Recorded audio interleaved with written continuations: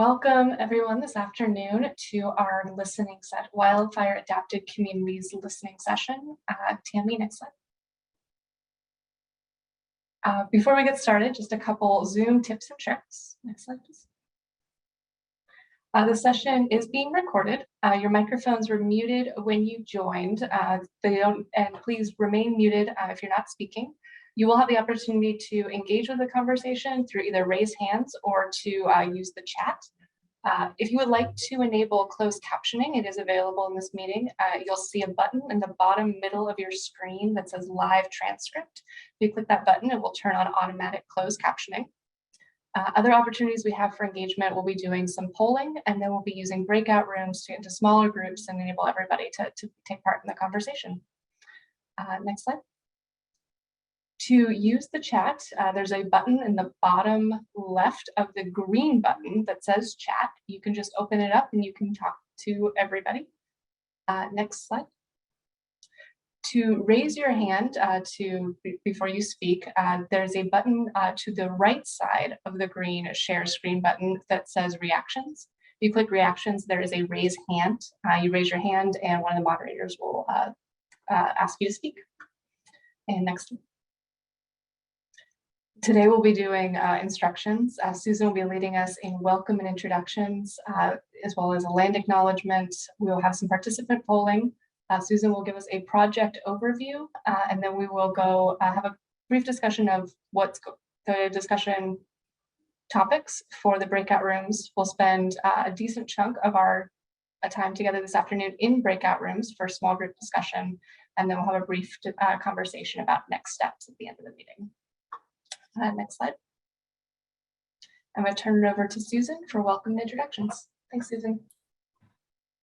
Great. Thank you, Kim. Good afternoon. My name is Susan Milhauser. I am a natural hazards wildfire planner with the Department of Land Conservation and Development and the staff lead for the Wildfire Adapted Communities project. We're glad to see so many people who are interested in this important topic and look forward to hearing your thoughts and ideas today. DLCD truly appreciates the time you're taking to participate, and we hope that you'll feel like it was time well spent. I'd like to introduce Sadie Carney, who will be reading a land acknowledgement. Thank you, Susan.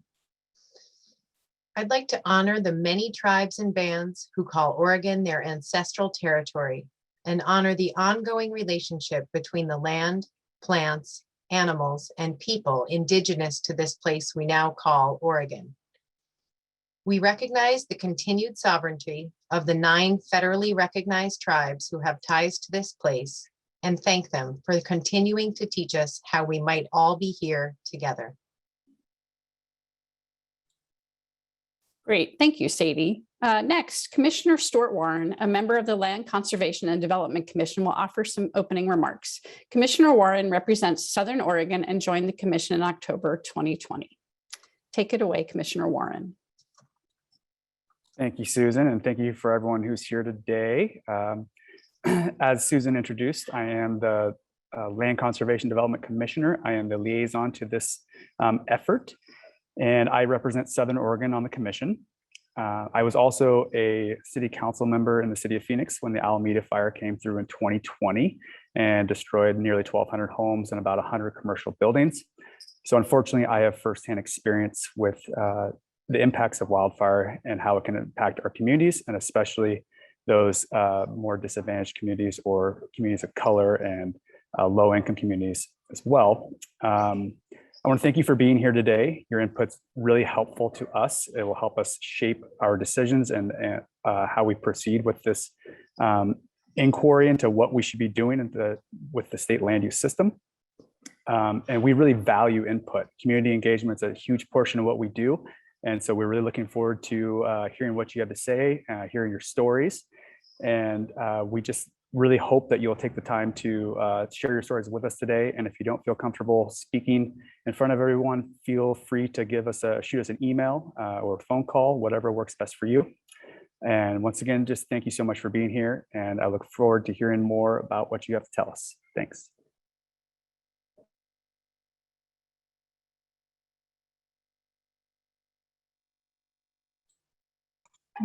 Tammy, next slide. We're going to do some participant polling. Next slide, please. Our first question is to know who's in the room. What part of Oregon do you live in? And you should see the poll pop up on your screen. And we encourage everybody to participate, including DLCD staff who's attending.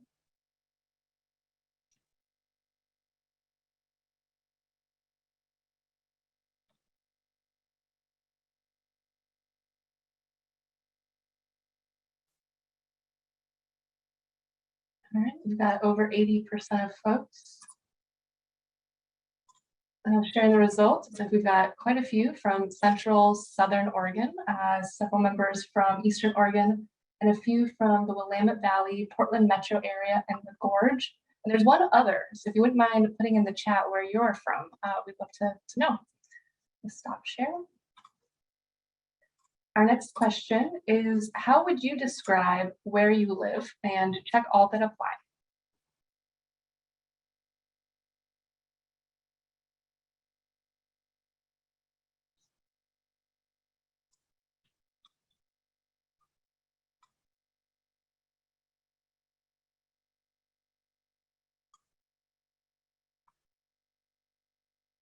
We have over 80% for the results. So quite a few joining us from rural communities, several in small towns, and also quite a few in the city. One more other. So whoever wrote in other, please share in the chat. And our last question, everybody in the state of Oregon has been impacted by wildfires. Please, if you feel comfortable, share with us how wildfire has impacted you. It is quite a long list. There's a lot of impacts that we've faced in this community, so scroll down to view them all. And please check all that apply.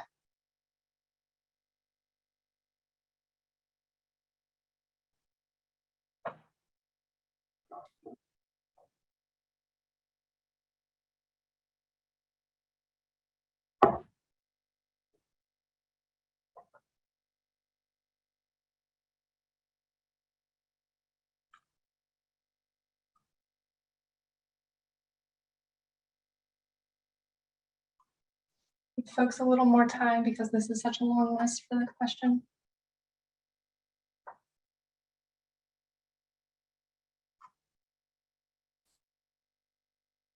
And the poll.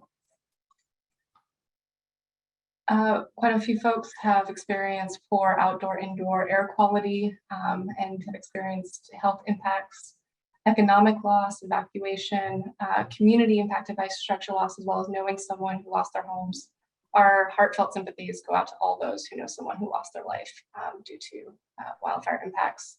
And thank you to all those working in wildfire rescue and recovery work. And next slide, please, Tammy.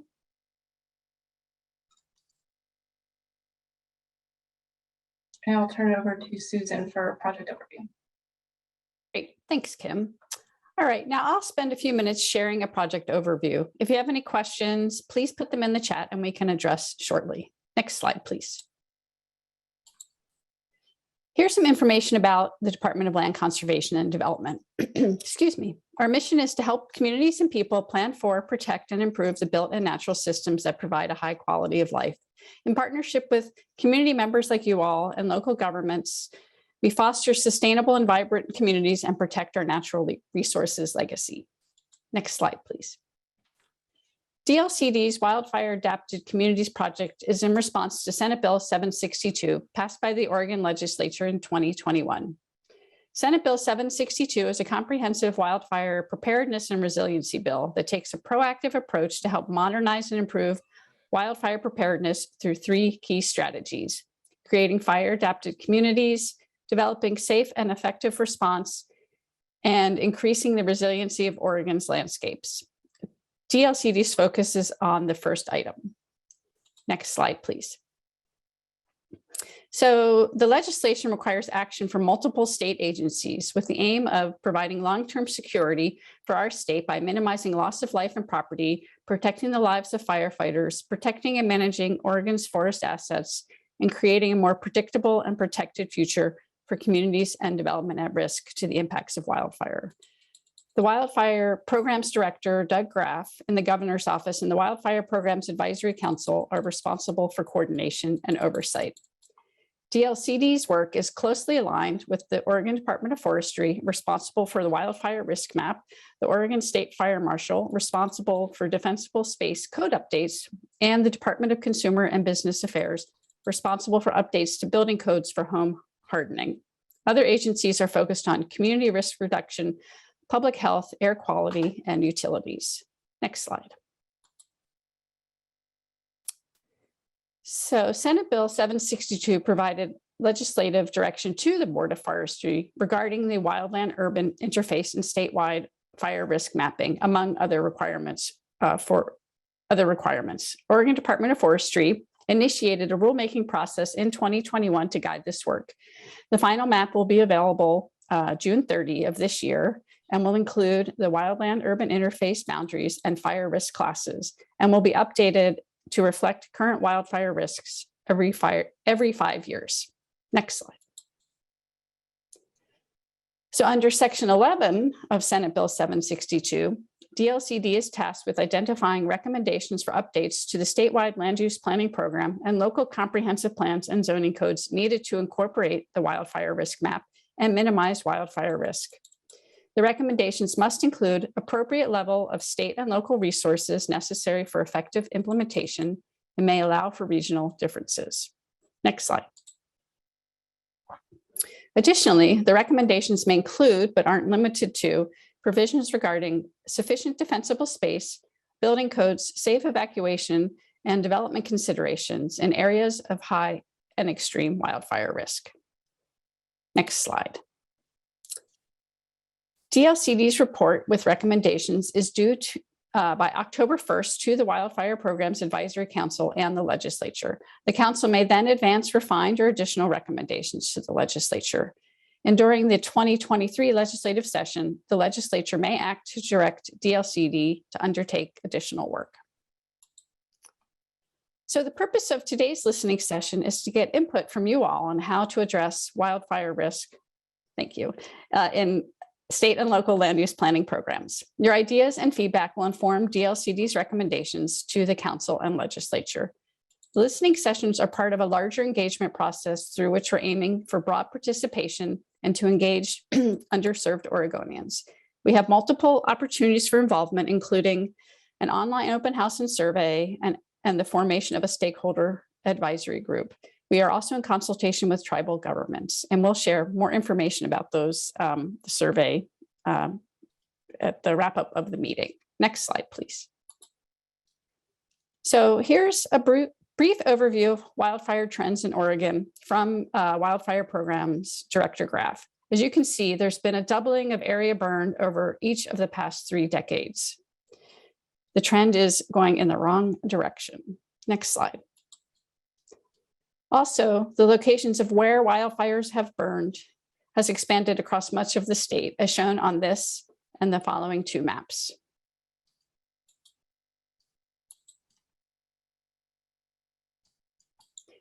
And lastly, this satellite imagery from NASA captures the devastating 2020 wildfires in Oregon.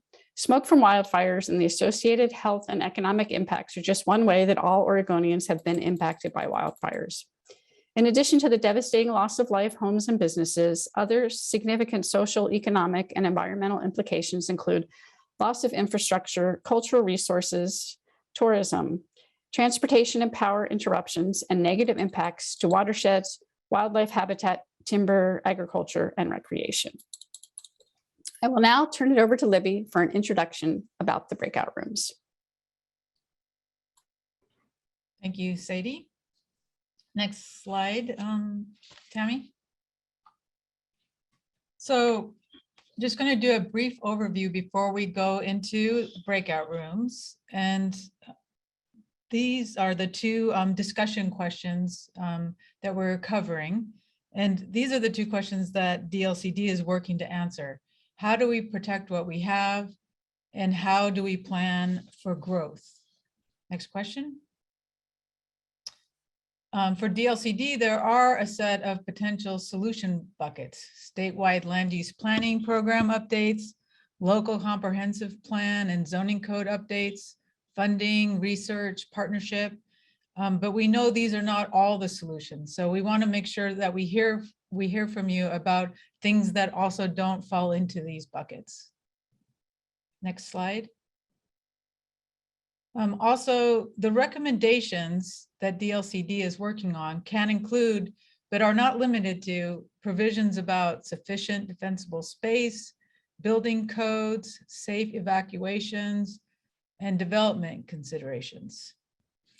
So that it's just a brief background to help with the discussion. When we get into the discussion room, there's two questions we would like to ask you. The first is, what issues do you feel are most important when considering wildfire risk? We know that we've had 2 listening sessions already. There's a wealth of knowledge in this virtual room, and we want to hear from you about what you think is most important when considering the risk, and also what solutions would you like to see implemented to protect from wildfire.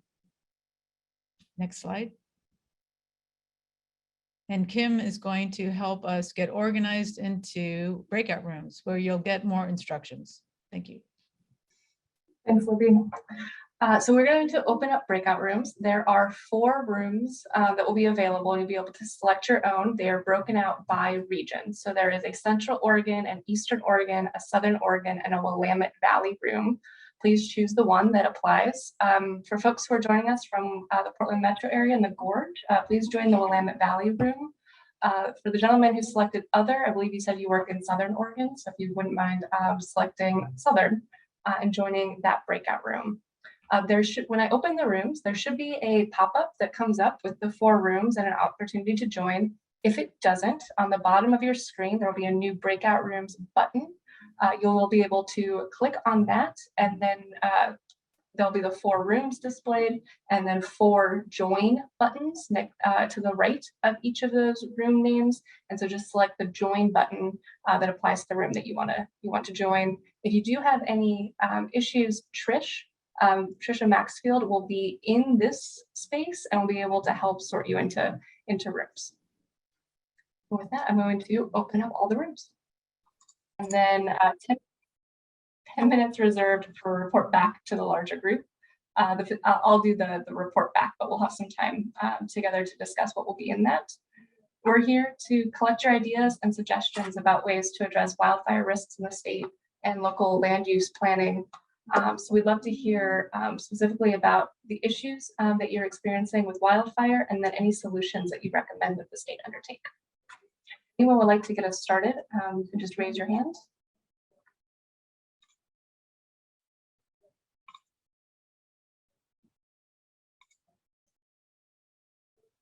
Or if Susan or Josh would like to start us off talking about some of the issues that you're seeing in your region and some solutions that DLCD is implementing.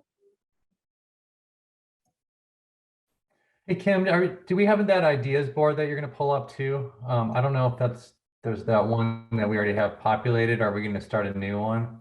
We're starting a new one.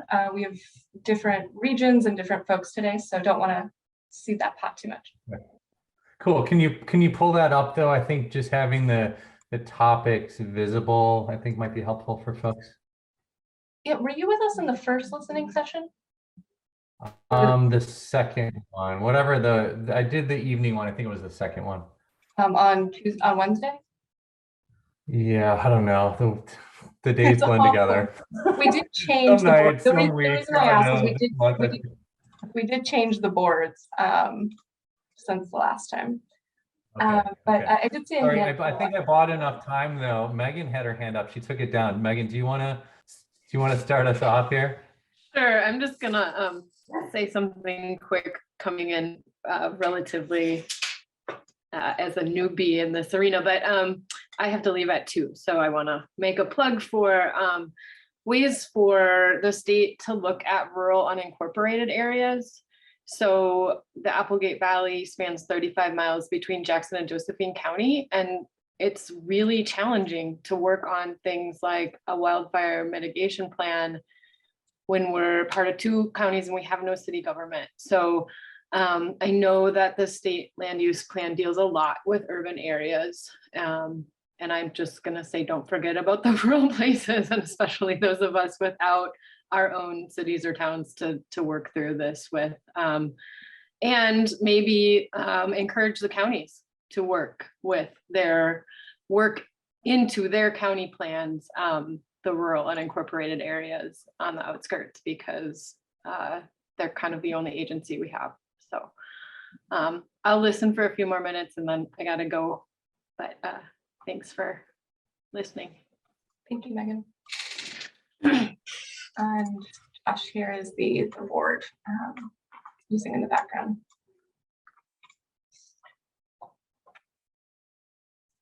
Does anyone else like to share what issues you feel are the most important or solutions that you like to see implemented with wildfire risk? Hey, Kim, maybe I'll start out just with an observation to kind of break the ice, so to speak. You know, living in Southern Oregon, you know, I'm the representative for the department, but I also was a person who was evacuated as part of the Alameda fire, you know, and was really tied into the recovery efforts afterward. But the one of the big takeaways, you know, that, and it should have been obvious to me ahead of time, but, you know, being that I deal with land use a lot, but when I thought of wildfire prior to the Alameda fire, I really thought about rural areas, wild areas.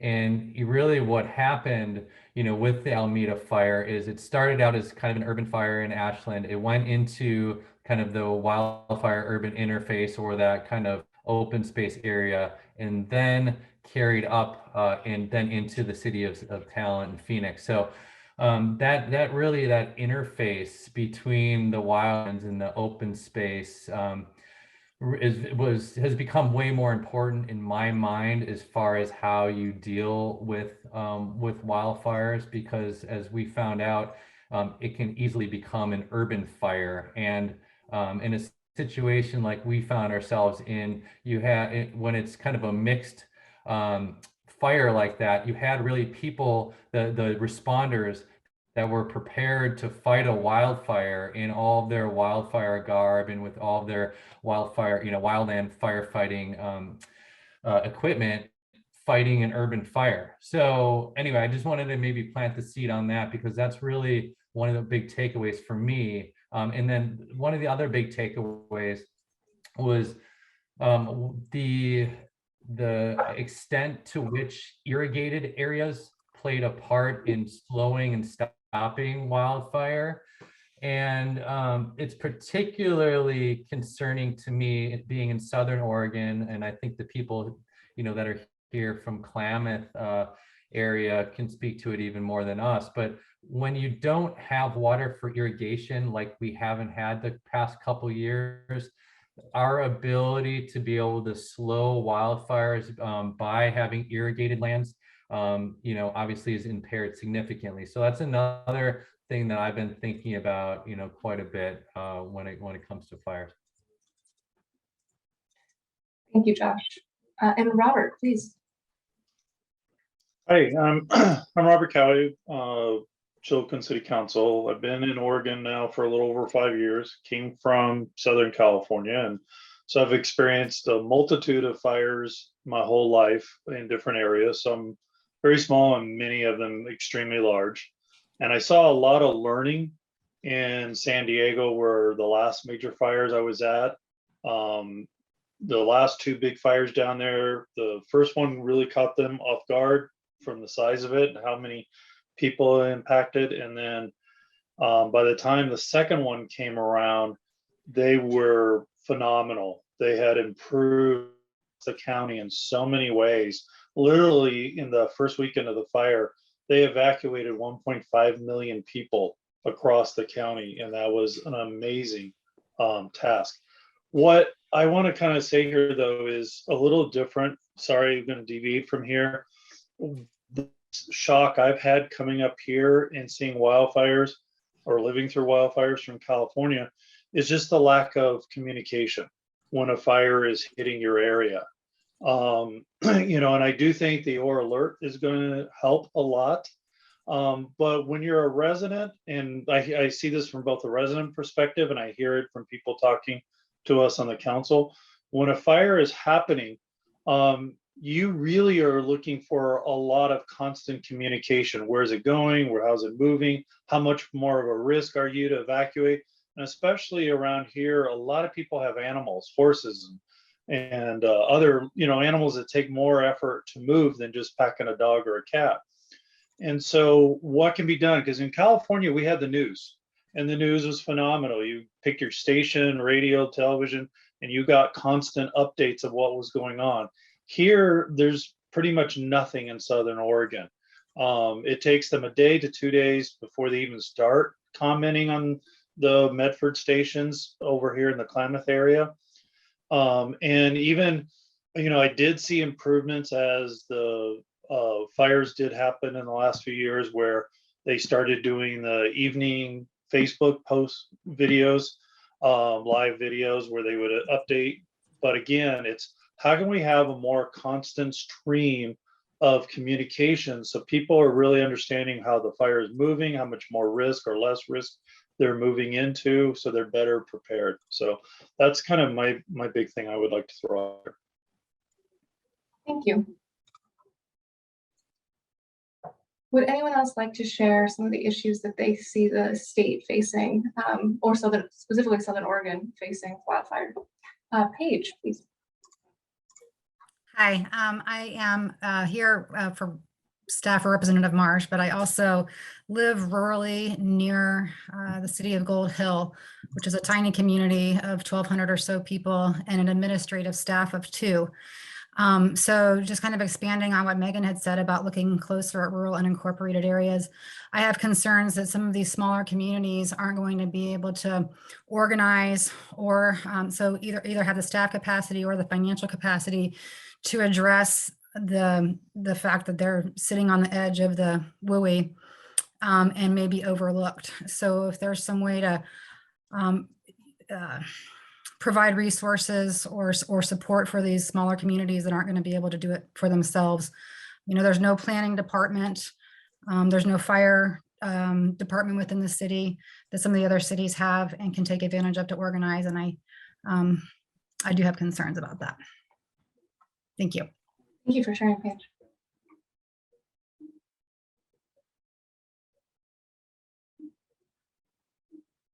Susan, would you like to share any of the issues that you've been hearing about in our previous community conversations? Oh, or actually, Commissioner Warren, please.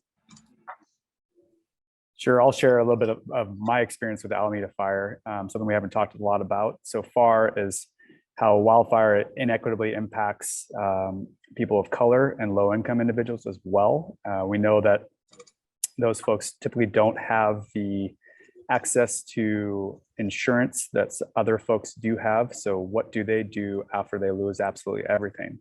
I think that's something we have to keep front and center through this conversation. Thank you, Commissioner Warren.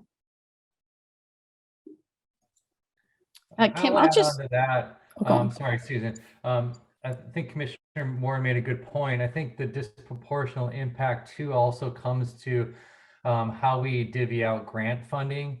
People that are maybe more educated or have more time on their hands are the people, and landowners are the people that tend to receive grants to do wildfire, say clearing work, they're getting some help with landscape work. So if we do have more funds available to disperse, which I hope we do in the future, I think we need to take a better look at how we distribute that and how we make that available to people so that it's everyone has the same opportunity and access to it. Thank you, Josh. Yeah, and I will just add, I do know the Office of State Fire Marshal, part of the mapping that Oregon State is working on with Oregon Department of Forestry's rules is to also, there's a layer that's looking at socioeconomic and other vulnerability, which will help in terms of grants that the fire marshal's office is distributing or will be distributing around the state. But that's a first step, and I really appreciate you raising that, Josh. And then also, for DLCD to keep in mind as well, our grants may be more towards like technical assistance for local government, or areas that have 1 or 2 staff, or potentially to assist a county that has rural areas that they're not necessarily focused on. Don't take that the wrong way, but anyway, I also want to point out that Cassandra had a comment in the chat, which I can just read. So it was issue and solution, greater guidance for applying and educating defensible landscaping for urban environments. And I'll echo that this came up in both the listening sessions, the groups that I was in last week around defensible space, and really looking more broadly than the extreme and high hazard areas and in the wildland urban interface, but really across the community. Are there opportunities to encourage, at this point, better education and implementation of those types of landscaping and, clearing requirements? That came up a lot. We also have a question in the chat that just came in from Regina, asking if she can tell us about the WRA program in Ashland. I'm not familiar with that acronym.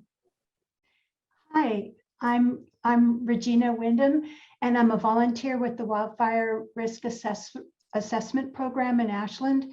We were trained last year how to make home assessments of properties, and we're under Brian Hendricks of the Ashland Fire and Rescue. And we've been doing tons of home assessments on what people can do out in the community to harden their homes. And I'm constantly coming up to, really heartfelt emotions around elderly, disabled people who can't afford to get people to come in to clean off their roofs or their gutters or their properties. And I'd really love to see some type of a grant funding coming through, so that when we six go out to the community to make these assessments, if we sense that somebody could use some extra cash for that kind of thing, maybe $500 to $1,000, that we could say, well, contact this person or let me contact you. A lot of them don't have technology to do this, but these, a lot of community members really want to know how to protect their homes and their neighbors against fires that may run through our community. Thanks. Thank you, Regina. Frank, please. Hi, I'm Frank Drake. I'm an assistant district fish biologist with ODFW here in Central Point. I just wanted to make a quick mention about some of the riparian protections that certain landowners might have if they live along a stream.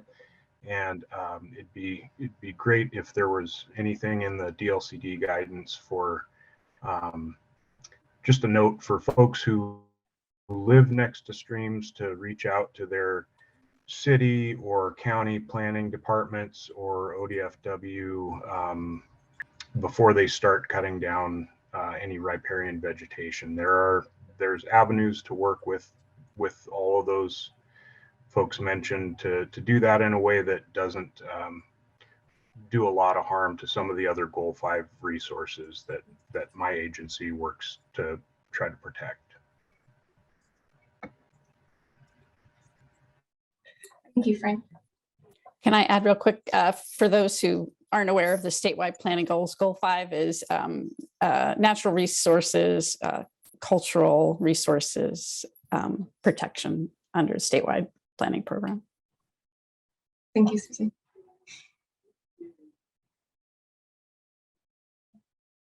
So we've heard about quite a few issues that folks are facing, including looking closer at rural and unincorporated areas. Oh, hi, Trish. I apologize for interrupting. About 15 minutes left. Thank you. Thank you. talking about the differences between responding to urban fires and residential fires and how the interface has become more important when talking about wildfires, irrigated areas' role in stopping fires and how the lack of irrigation in Southern Oregon particularly could be a hang up. Do folks have other thoughts on issues that are present in Southern Oregon that you think are important when considering wildfire risks? Jack, please. All right, I'm speaking up as a bona fide outsider. Unfortunately, I live in California, work for Pacific Forest Trust, where we've been conserving land in the Cascade-Siskiyou National Monument and adjacent private lands as well. So my perspective is really focused on big, scalable wildland, quote unquote, wildland treatments in forests. Collaborative efforts in the Ashland area with National Forest Service and the Nature Conservancy like AFR and AFAR and more alphabet soup for those in the Ashland area. But I guess what I'm seeing from where I sit, admittedly far away, is the drought that this region's currently experiencing is making it way harder and way faster. The vegetation management issues that are stressing out land managers in terms of just the amount of dead and dry materials on the landscape.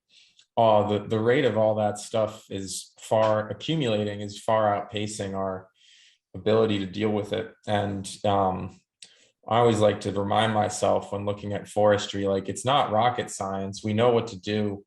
We know exactly how to help these forests become more fire resilient, more fuels resilient. The answer is fewer trees, bigger trees, older trees with thicker bark, more well suited to a warmer, drier climate. The hard part is finding the resources to get that done, whether it's funding or crews. It's just hard to find people available to do this work right now. And anyone who works in this field, guarantee you that if you know any of them, you agree with me, they're pretty busy.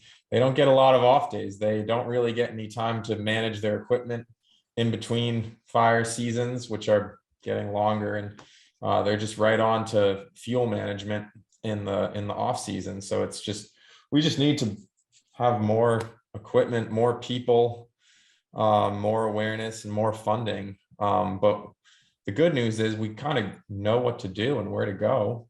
It's just a matter of turning around and going there. So I think those are issues and solutions. I think I just kind of answered both those questions a little bit, but thanks for calling us together, because I also think these kind of cross-boundary collaborative groups is one of our strongest tools to kind of strengthen understandings and identify needs and strategic solutions. So that's all I've got. Thank you. Thank you for joining us from out of state, Jack.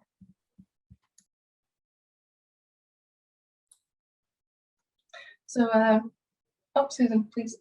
I was just going to add, bring up another topic that got a lot of discussion last week, and to see, how this was an impact or an issue in Southern Oregon, was around evacuation and the need for coordination of various agencies in advance to really, and even at the county and local level, to understand different routes, what types of, partnerships might be needed. There was a story from Detroit where there was, during evacuation, there was connection with the Forest Service that was able to open, some locked roads so folks could evacuate when the other routes weren't available.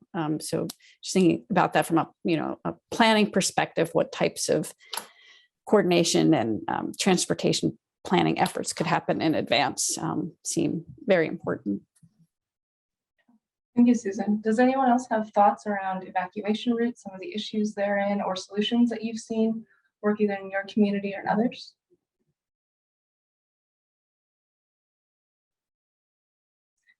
And if you don't feel comfortable speaking out loud to this group, you can put a message in the chat. You can also send a message directly to me if you'd like to remain anonymous. All right, I'll chime in here since there's a gap. So, as I mentioned, I was an evacuee of the Alameda fire, and I can tell you firsthand that even having the resources that I do and knowing where to look, I did not feel comfortable that there was an adequate amount of information getting out there to people to talk about the status of the fire and to talk about evacuation. So there's definitely room for improvement there. And after, the dust settled, one of the other takeaways was about looking at infrastructure from a resiliency standpoint. Basically, the city of Talent lost complete water pressure during the Alameda fire, so they weren't able to fight the fire because they didn't have water. That is obviously a significant impediment to fighting an urban fire, the lack of water. So doing a better job of analyzing infrastructure systems ahead of time to determine vulnerabilities and resiliency is a super important thing. Thank you, Josh. We did also have a question, a message that I got anonymously in the chat, asking about how communities are addressing evacuation for those without private cars or personal transportation. So those in our community who rely on public transportation, and how are they able to evacuate and what resources are available to them, which is a great issue. Thank you for bringing that up. And Representative Marsh, please. Thank you. I thank you for all these thoughtful comments to everyone. I think as we talk about communication, we have to make sure that we put on this board the language issues and equity issues around that, because I don't think we've touched on that. And that was a huge takeaway of what we learned out of the fire and the need to build into whatever communication system we have. Communication continues to be a problem because we have such fractured ways of getting information. But something we really understood after the fire was how poorly we'd been doing on providing, in this case, Spanish language information of any kind, from emergency to response to options that are available. And it continues to be an issue as we try to reach out to tell people about what their recovery options are. So we just need to make sure that that's up on the board, because building in equitable systems that really touch all community members is essential on every front. Thank you, Representative Marsh. I have another comment that came in through the chat. This one is solution-oriented. So talking about how Jackson and Josephine counties were able to collaborate on the Rogue Valley Integrated Community Wildfire Protection Program in 2017. And then updated and included smaller communities within the counties. So that was a good way for them to be able to look, it sounds like, look closer at those rural unincorporated areas and put protections in place. Aubrey, I see you joined us. Yes, we only had one person in our room, so I'm here to be an extra set of hands if you need me. Thanks, Aubrey. Hey, Kim, yes. I'm interested to hear maybe from you or Susan, and then to start a dialogue here about whether anybody has talked about making development in a high wildfire risk areas harder. We've heard a lot about landscaping, and fire hardening, development things. But as we know, a significant amount of wildfires in the West are started by people, and a lot of those have to do with people living in wildfire prone areas and starting fires. So has that come up? I know it's a touchy subject, and and that's the world in which I live, but I'm interested in hearing from you if that's come up, maybe starting a dialogue with folks to see what their thoughts are about making it more difficult.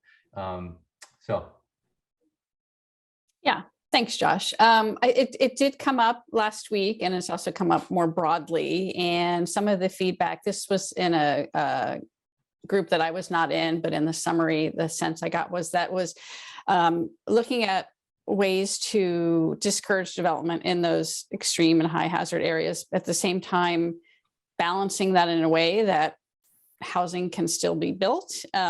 but also conversations about, if we have opportunities to meet multiple goals, for the state around climate and access and equity and, wildfire and natural hazard resilience by really continuing to encourage development in areas that are, a little closer in and not in those wildland urban interface areas.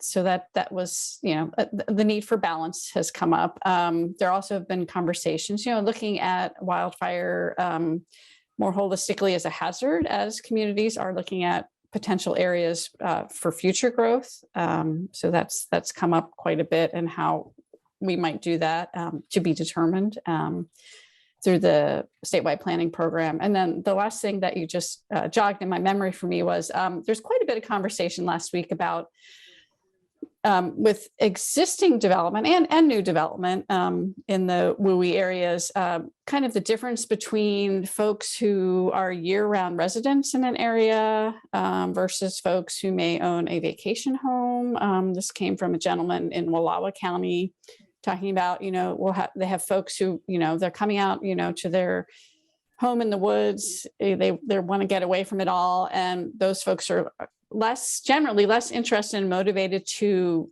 do, brush clearing or thinning or something that might protect the overall community, because they're there to be in the woods and they want to have, habitat around them or what they perceive, as healthy habitat. So that was an interesting point that was brought up. Thank you, Susan. And a couple of comments that also came through the chat, that some of the fires in Klamath County were located in underserved communities without broadband access. So I added that to the board in this area where we've been talking about the lack of communication and lack of access to communication, especially for underserved communities and communities who don't speak English. And then additional mentioned forest management, providing better access to our forests to fight those fires in our region. Which I assume is like fuels management.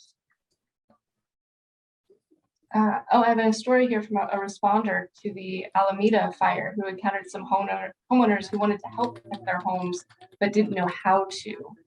So along with creating defensible space, there are ways to train folks on what they can do in the case of encroaching wildfire, setting up sprinkler systems, using garden hoses. What can they do to protect their own property, both before, during, and after a wildfire event?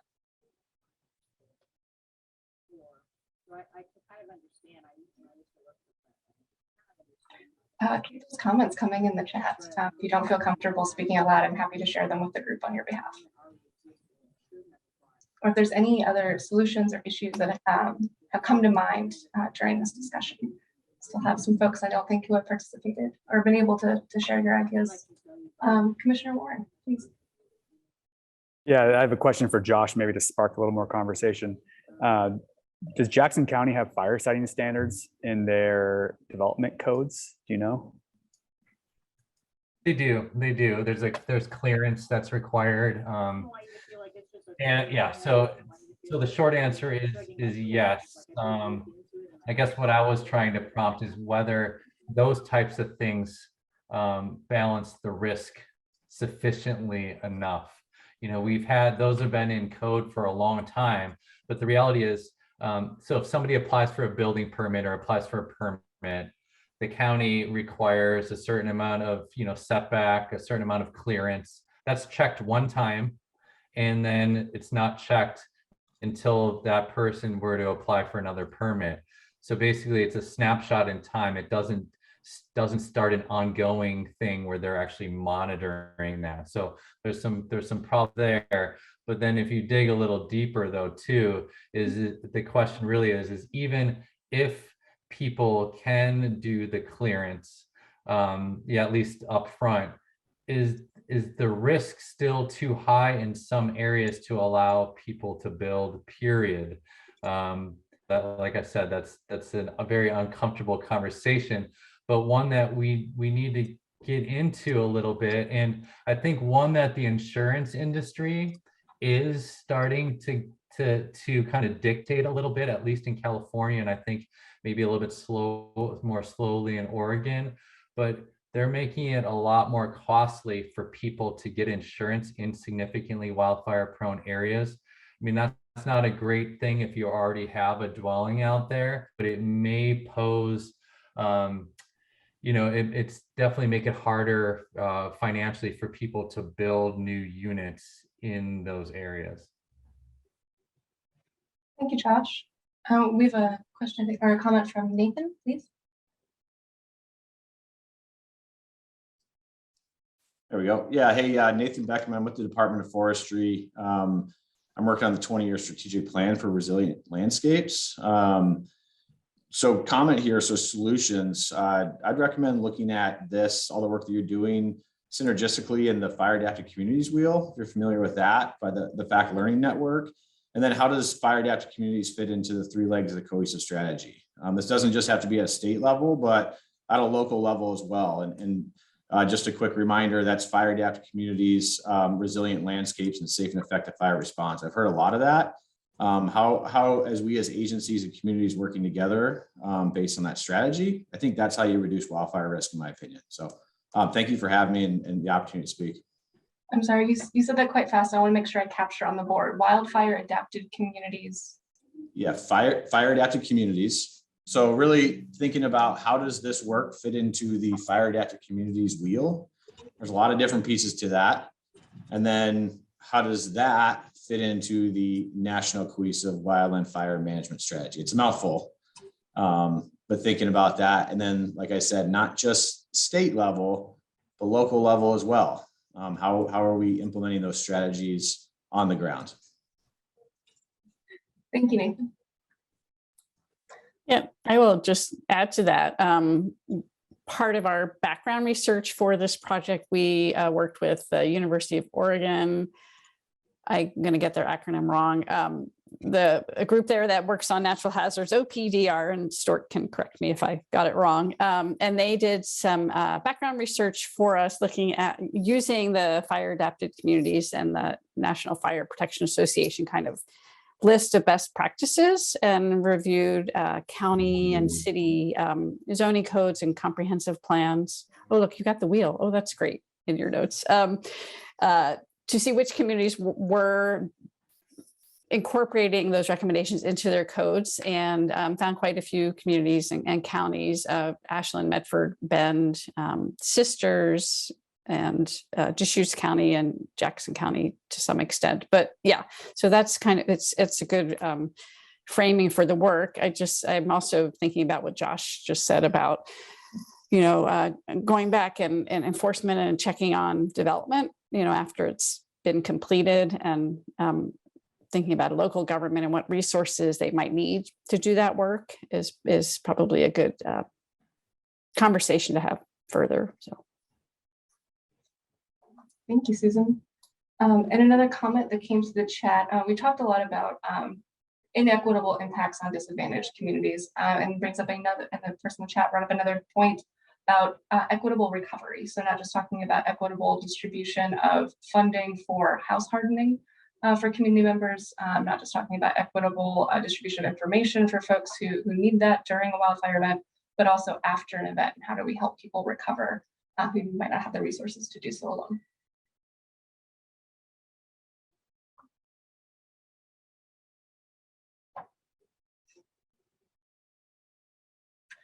So looking at our board, we have a lot around communications that has come up pretty heavily during the conversation today, both educating pre, during, and post wildfire events in a multitude of ways, and making sure that we're addressing the needs of all of our community members as part of that communications effort. We've also talked quite a bit about some solutions, including the Rogue Valley Integrated Community Wildfire Protection Plan, also how the wheel fits into that work, and then just some of the resource constraints that come with preventing wildfire. I think Jack brought that up. It was great, and it came up in the chat as well. The forest management needing to provide some better access to the forest, not forest management needing to, as in that they're not, but that they need those resources to be able to help prevent wildfire risk. Especially with smaller communities not having the capacity to address those interface issues on their own, which connects back to this comment from the very beginning about looking closer at those rural and unincorporated areas as part of the planning processes. Are there any key issues or issues and solutions that you feel are the most important that I didn't just recapture?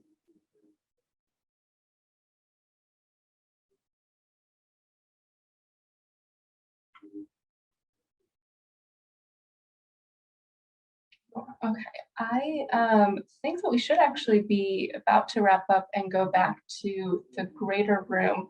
I'm going to stay here. If you have more thoughts that come to mind, please jump. But if you'd also like to go refresh your water, take a small break, we'll be back in the big breakout room, or not breakout room, but the big room in a little bit. Thanks, Kim. Well, our number seems to have stabilized, so we'll go ahead and begin. First off, welcome to our breakout room. My name is Martin Bartlett from Barney and Worth, and I'm going to be facilitating the meeting today. You can see my colleague Tammy will be joining us as well. She'll be taking notes on some of the discussion that we have back and forth. So I really am looking forward to, since this is a smaller group than some of the other groups we've worked with, really having a very interactive conversation as we go through the next 35 minutes. We also have a representative from DLCD in the room to answer any questions you might have or provide any additional information. Matt, I'm going to kick it over to you to introduce yourself if you don't mind. Hi, I'm Matt Kroll. I'm with the Planning Services Division at Department of Land Conservation and Development. I can't promise that I'll answer all of your questions, but I will do my best to bring the information from the department if there are specific questions, and then take any questions back if there's things that we can't answer today. We appreciate you being with us very, very much and being willing to answer as many of those questions as possible. So what we're going to do as we go through this breakout session, again, though it is a small group, we probably do want to make sure that we have a little bit of some rules of the road. So if you can please use the raise your hand feature that's down there with the chat to speak or offer suggestions. And once you are recognized to speak, if you could please introduce yourself to the group as well as the group you represent. So a little bit of the rundown of how we're going to spend our 35 minutes. We're going to reserve 10 minutes at the end to make sure that we have some time to prepare a report back. So when we go back into the big room with everybody else, they hear what kind of are some of the specific concerns that we addressed or we heard in this particular breakout room. So again, we are here to take ideas and suggestions about the way we address wildfire risks in state and local land use planning programs. One thing I would encourage everybody to think about when we were in the big room, Libby raised a point about there are kind of two lenses you may want to think of this through when we're talking about problems and solutions, opportunities and solutions. Really think about how do we protect what we have, kind of what's already out there in the world right now, and how do we protect what may be built in the future, what may come in the future. So really kind of thinking about it, not just for today, but for tomorrow as well. So with that, I'm going to ask if anybody has any questions. If you do, please go ahead and raise your hand or drop your question in the chat. And if there aren't any, I'm going to say go ahead and let's see who's the bravest among the group and wants to share their thoughts first.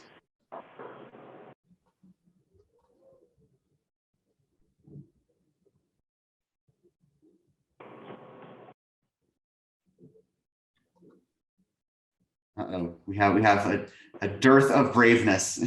Who wants to go ahead and, all right, there's John. Hey guys, I just wanted to say hi, and I'm going to be listening for most of the time, which, as most of you know, is hard for me without contributing or participating. But I'm really happy to see so many folks from Eastern Oregon, and thrilled to see the good contingency from Lake County. I didn't know Grant County was going to be in this room, or I might have chosen another room. Shannon and I kind of have a hard time getting along sometimes, but I'll do my best to behave. John, I apologize for not recognizing you sooner. That was on me. That was on me. Well, Shannon, I think John may have volunteered you to go first. So I am curious, do you have anything that you'd like to share from your perspective? Oh, I've known John for a very long time. We get along fine. Listening, we had a pretty good sized fire here back in 15. So we were a little ahead of the 2020 big fires. And so just trying to listen and understand all of what all this is going to mean and how it's going to impact us. Any other questions or concerns from around the group to get us kicked off? Well, by now you know that I'm not afraid to call on people. So, okay, Paul, you have unmuted yourself, so I'm hoping that means you have something you'd like to contribute. I do, and Okay. First of all, I want to apologize for being late. That was a little bit busy these days, but introduction, I'm Paul Andrus, Union County Commissioner. Spent well over 20 years wildland fire with private contractors as well as the Forest Service for a number of years. My son for the past 6 years has fought fire, and this is the first season he's not a union hotshot. He's actually going to be working on Congressman Walden's staff out of the Medford office. So again, I apologize for being late and looking forward to a good meeting.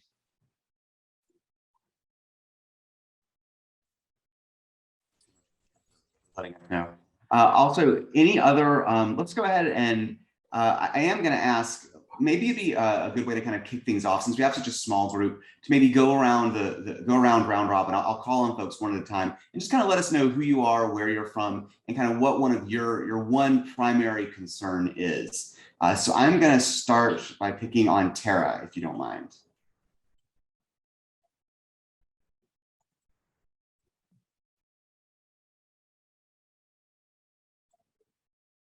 I don't know if she's going to unmute, but we'll go ahead.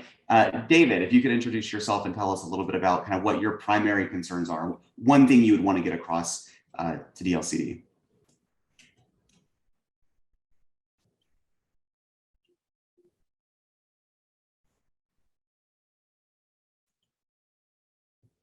It looks like Tara put something in the chat.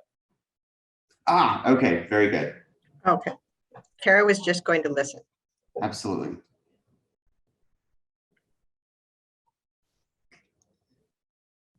So let's talk a little bit about kind of what we're hoping to get out of today's listening session. So really and truly, the focus of today's listening session is to make sure that we have, we'll call it kind of eyes and ears in locations around the state. So what we're really kind of looking for today is as much kind of organic feedback as possible. Again, thinking about those two kind of big areas of, how do we protect what we have and how do we protect what we might have in the future? So kind of just curious, what are some of the solutions that would be particularly acceptable, or maybe even what are some of the solutions that you might have heard might be particularly unacceptable when it comes to making communities more wildfire resilient?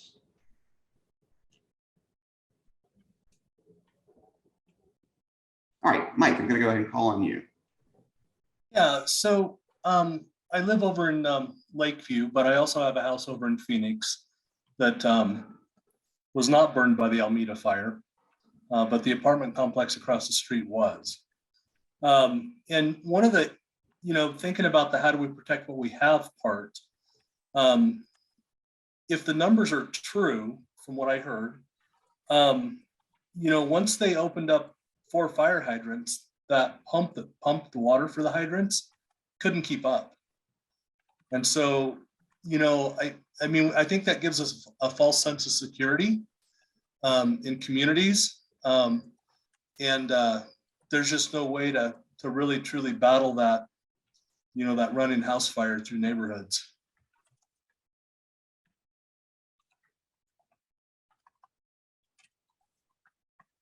So, well, and I'm sorry, I think we may have just muted Mike. Tammy, are you able to? Am I back? You're back. I apologize. Okay. So just thinking about, how we, are there modifications that can be made to make water more available at a greater volume? And then, that also trickles into the growth side as well. So as communities expanding that ability to protect. And then if it's not really there, then people need to realize that. Those are some of my thoughts. I think that's a really kind of fascinating point. We think a lot about, I think we see that fire hydrant on the street corner, and that does give us a very real sense of security, but making sure there's actually something that can come out of it is what would give us an even greater sense of real security on the ground. Yep. Let me ask the group, are there any thoughts about kind of that specific piece of, you know, making sure that growth is being driven by water availability, by fire hydrant availability? I do see that some folks are having some difficult internet issues today, so we'll all kind of bear together or bear with each other together. So to that point, I will offer that a lot of the rural firefighters, excuse me, wildland firefighters, not rural, my apologies. A lot of the wildland firefighters do not carry hydrant wrenches, so they can't even access that if they are called on to do some work in that particular environment. They're more geared towards either having their own or being supplied by a tender or a pumpkin. Thank you. We think about that kind of all hands on deck approach, make sure that all hands have all the tools they need wherever they are. Chris, I see that you just raised your hand. Yeah, my name is Chris Paul. I'm a fire risk reduction specialist for the State Fire Marshal's Office. I live in Prineville, but the area I cover is the 6 far eastern counties. You know, like Paul, I've got 25 plus years of fire, you know, both as a structure firefighter and as a fire manager with ODF for a number of years. So going back to Mike's point about water systems, you know, and I know water systems that when you open a hydrant, you should get water out of it.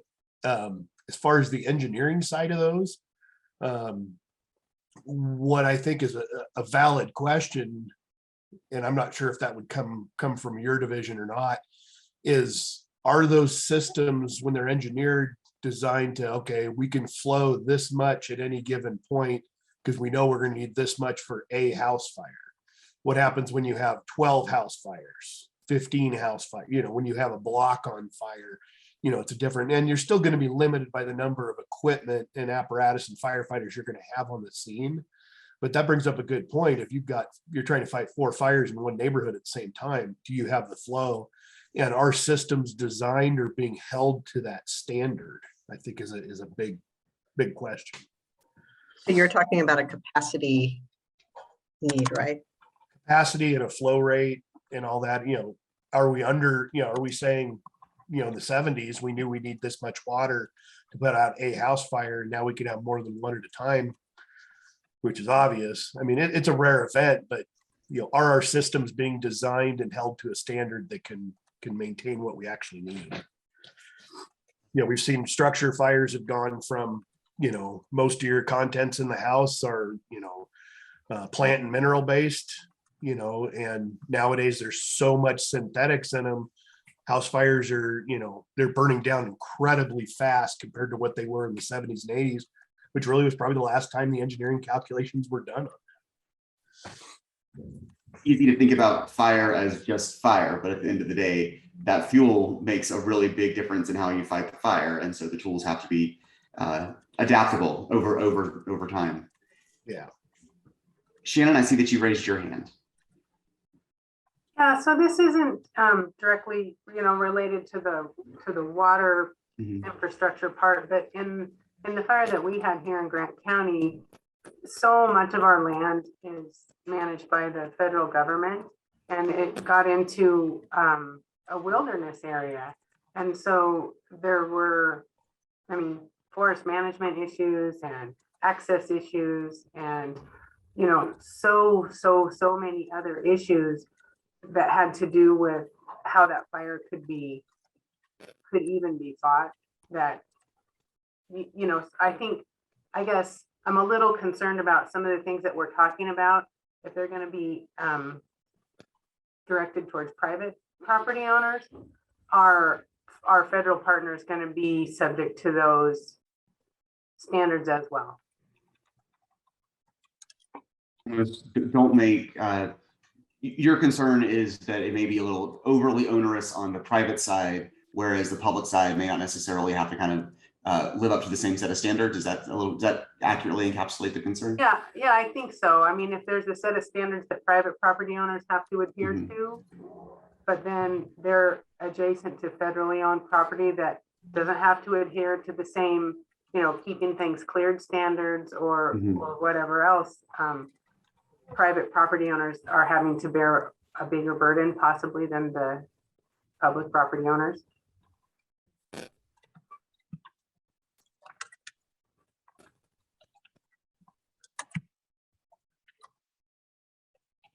Mike, is your hand back up or is it just still up?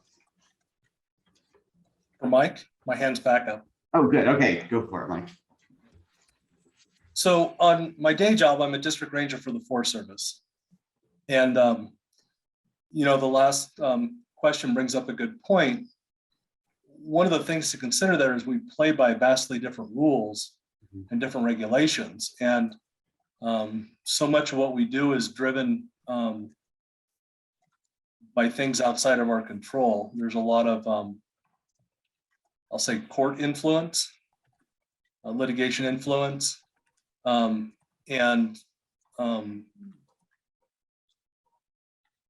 just processes that at times can be insurmountable to do what we know needs to be done. So that creates a set of challenges as well.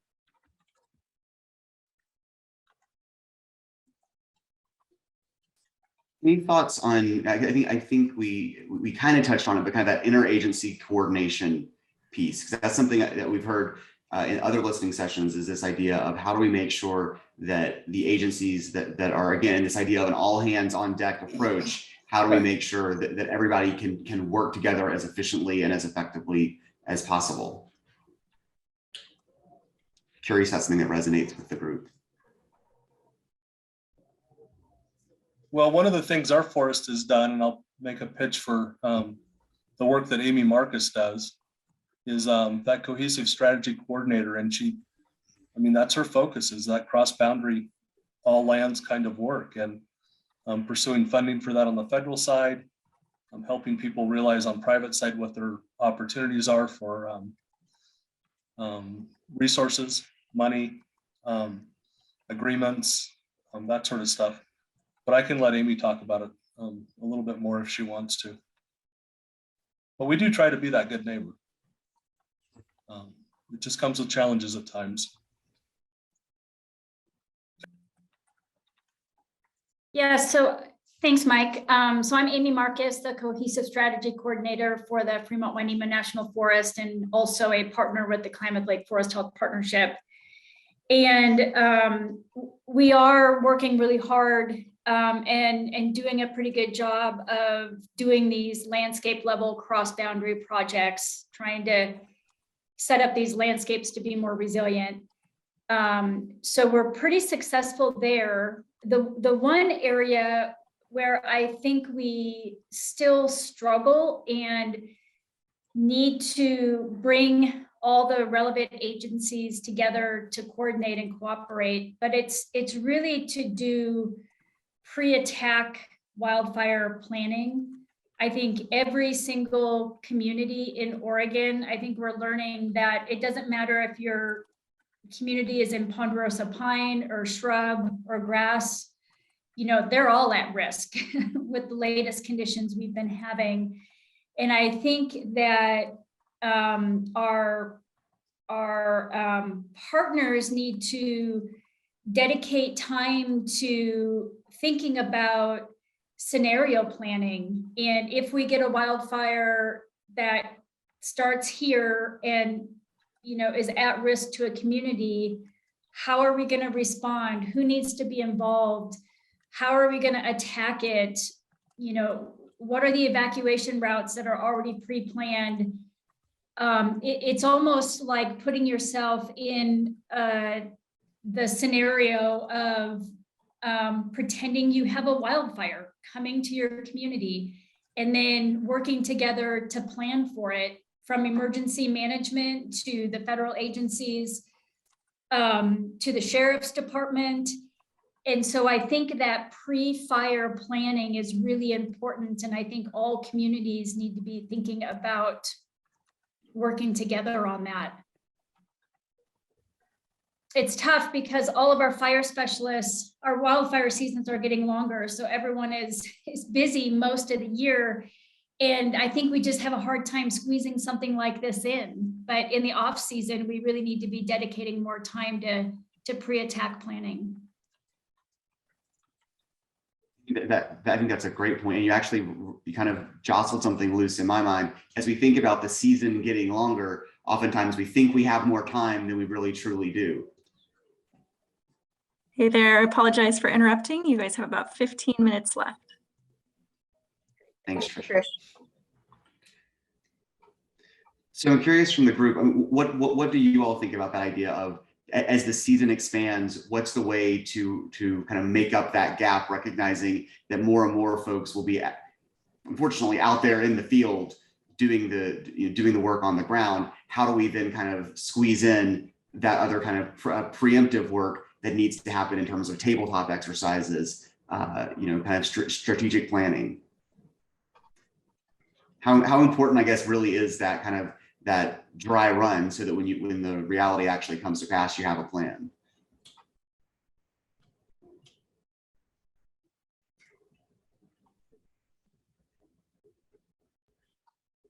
Another thing Amy brought up that's been really resonant in some of the groups is evacuation routes. I'm kind of curious to hear from the group what your thoughts are on, maybe, I know that in some coastal regions you would have coastal evacuation routes. Any thoughts on the viability or the value of having pre-marked, pre-planned wildfire evacuation routes? Is that valuable or more trouble than it's worth? I would suggest it's very valuable to have that egress planned out, especially, if you're talking about getting fairly large, heavy equipment into those areas, and at the same time trying to get folks out. I think it's crucial that you have those.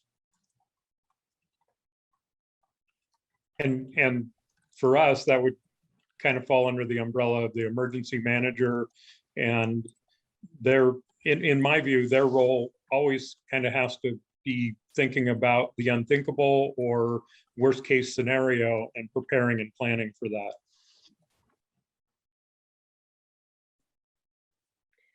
Shannon, I noticed that you had put something in the chat earlier, and I'm not sure how to decipher it. You had written something about quite a few still have left to be rebuilt. I was responding to John Jennings' question in the chat about how many of the houses from our 2015 okay. had been rebuilt, and there's still quite a few left, and probably half, maybe only half have been rebuilt in that time.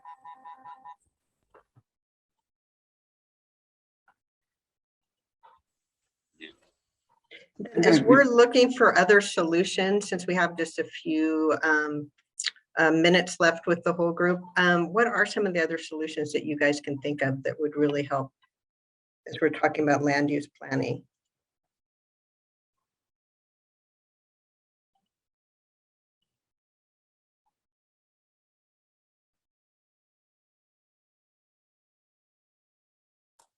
Well, I'll jump in here. This is Chris Paul from OSFM. On the land use side is,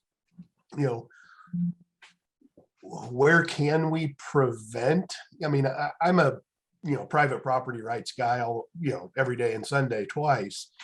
But at the same time, when we're planning, these communities that are out there, or, 2 or 3 homes out there, and they're tucked up against federal land or something, do we have the ability to, to truly say no if we can't get, a secondary egress route across that federal land? And I'm not picking just on the federal lands. It can happen with, up against, large ranches and stuff that have deep pockets with lawyers that aren't going to want to road across their land. But, how do we codify, or how do we put into the codes somewhere, that there is required a second means of egress from that community, and what, if it's a single house up there, do we require that? Or if it's, where's the threshold there? Is it 3 homes? Is it 5 homes? or in lieu of that, requiring them to maintain a safety zone, for lack of a better term, a place where those community members can congregate, whether that's on common ground or it's an easement on somebody's private ground that's free of vegetation, that's a safe place for them to gather as the fire passes, and then they can travel out, hopefully out, through an egress road.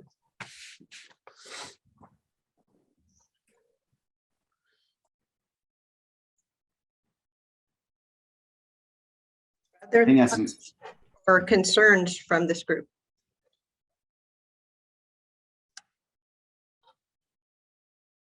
And Matt, are there any things that you have heard, for example, that might be helpful for this group? Common threads?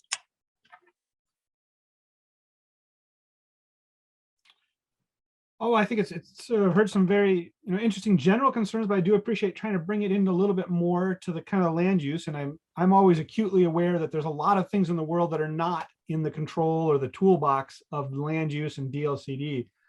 And they're very important things, and it's good to hear about them. But I am interested when we do get to talk about that question of, would that be a condition of development?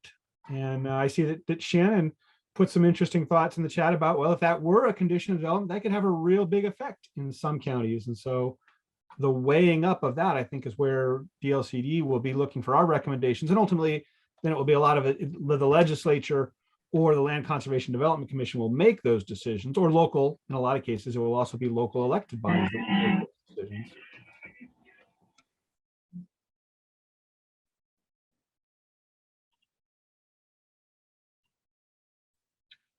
Other thoughts from the group? If you're not comfortable to speak out, please feel free to put things in the chat as well.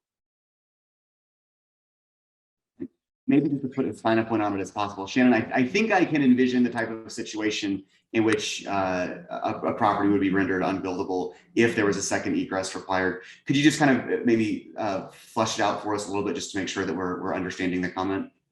Sure. There's a lot of, like in Grant County, there's Highway 26 goes through the middle, east to west. And then there's lots of small drainages and roads that go north and south off of that. And so where a lot of the homes, or many of the homes were lost in the Canyon Creek fire, were up Pine Creek and up Indian Creek and up Dog Creek, which are, roads up and back that go up to the mountains, basically up to the wilderness, which is, river at the bottom, up the foothills to the wilderness, and then straight road up, straight road back out, and no place else to go.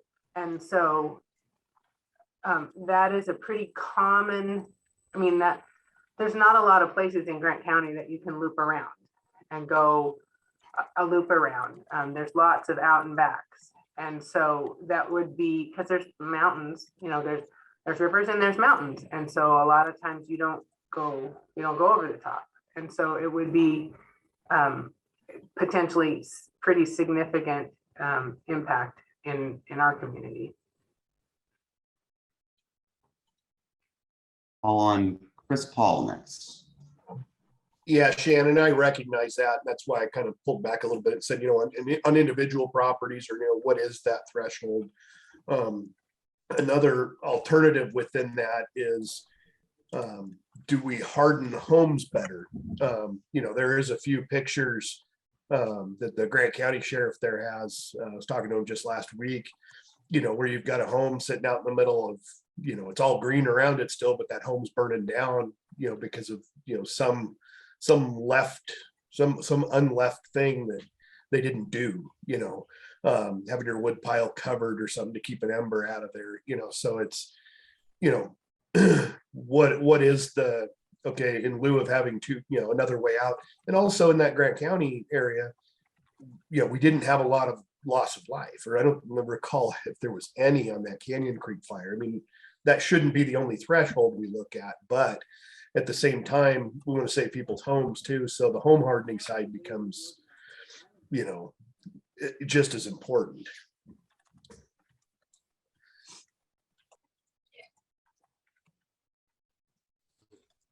I think that raises a very interesting point. What are kind of those alternate solutions? If you can't do A, what about B? I think that's a really, really Great point. Let me also say, Tammy, I think I saw our colleague Chris Hoffman hop in, which I think means we're down to our 5-minute warning.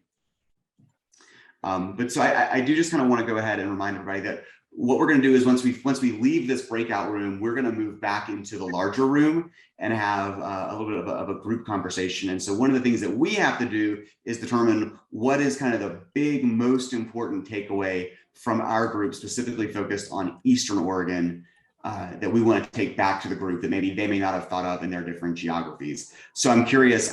I know what I think was the most interesting and the most important, but I'm curious to hear from the group. What do you all think was kind of that most important thing we want to make sure we report back out to the larger statewide group here in just a couple of minutes?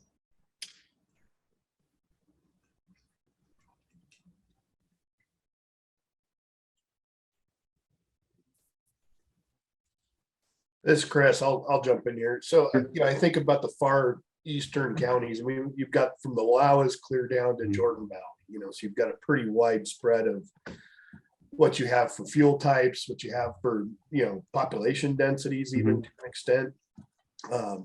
So there isn't a one size fits all for all of this. So, in some areas where it's steep terrain, that Grant County area, steep terrain, heavy timber in areas, areas that can be hard to manage the timber in, to help, the Forest Service, there's areas where it's just going to be difficult to manage it, we have to have the opportunities for alternative solutions, whether that is more home hardening, changing, instead of 100-foot defensible space buffer around the house, it's 200 feet, even absent the slope requirements with it.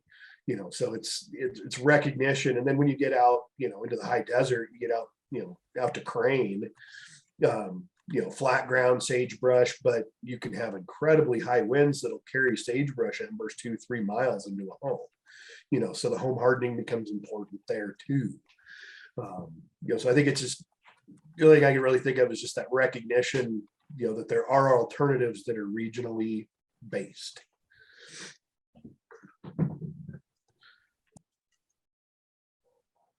You feel like, I just have one quick question. Do you feel like you have enough resources that are specific to your region for home hardening?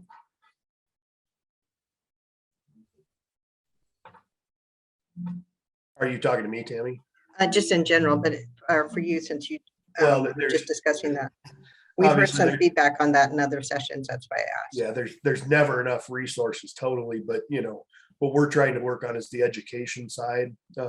We'll have our deputies that are dealing with the new defensible space code that's going to be in those high and extreme areas. And I'm over in community risk reduction where we're going to have to educate to those. So yeah, resources are going to be important. The biggest hurdle I think we're going to have is just getting people engaged in it. The people who want to be engaged will be engaged. The people who don't want to be, are going to be a lot harder to get a hold of. So resources is, we're gonna have to get creative in a lot of areas. I spent last week at the RFPA conference in Burns, making contact with those folks. And, you can cover, 500 square miles down there and talk to 2 homeowners because that's all that's there, so just resources are kind of yet to be seen, what we're going to need, but we know we're going to be developing some.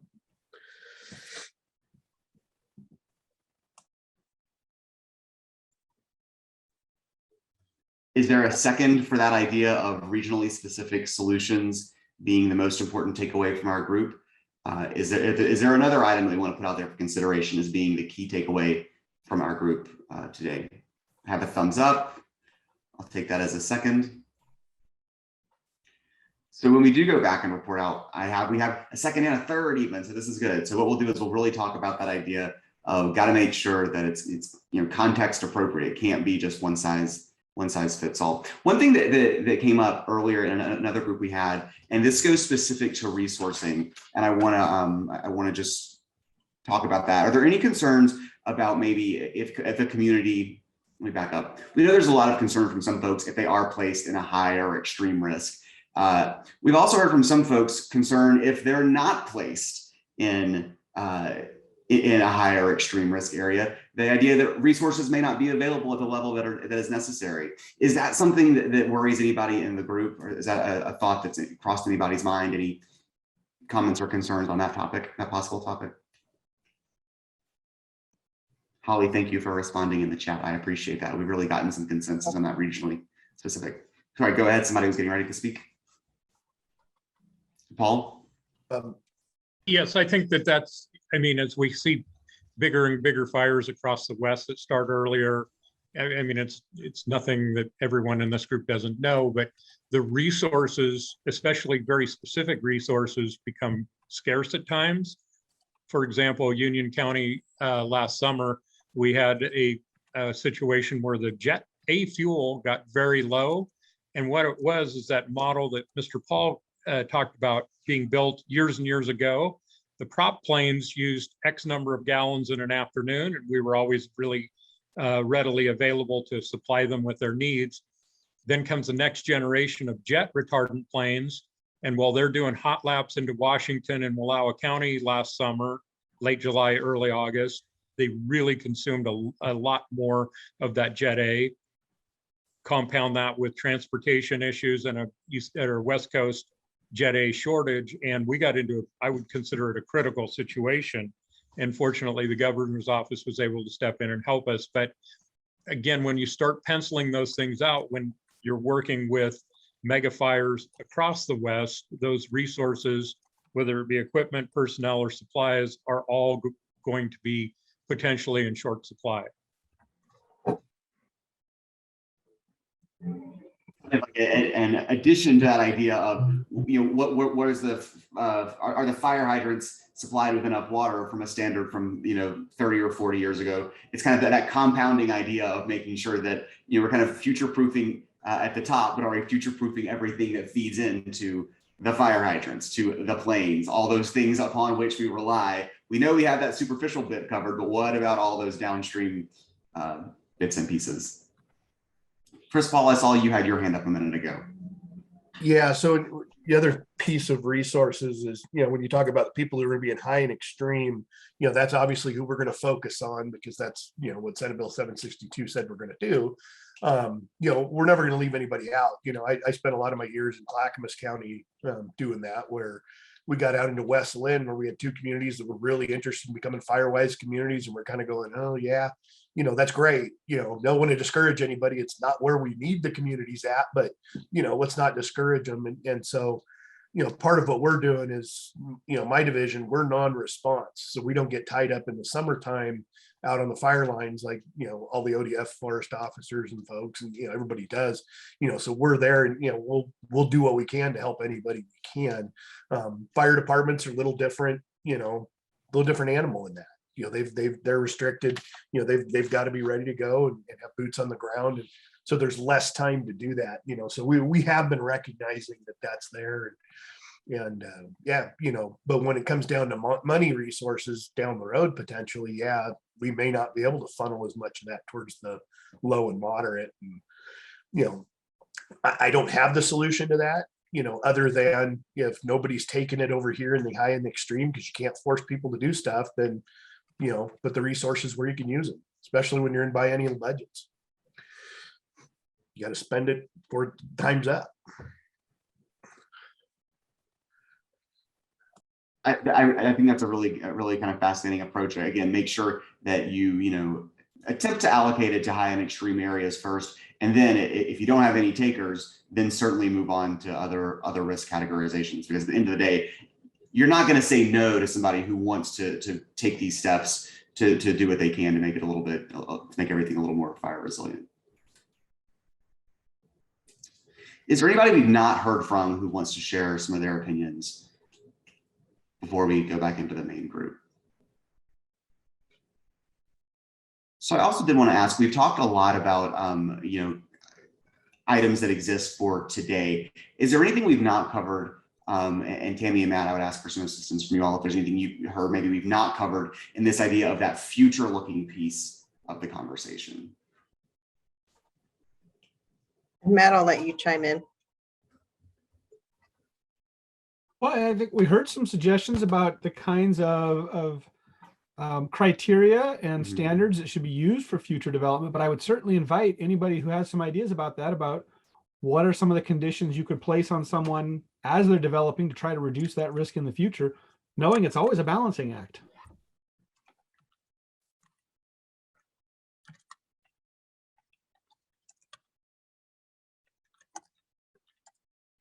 This Chris again, I guess I would say that, we've been down this road with, residential sprinklers in homes. It's a great idea.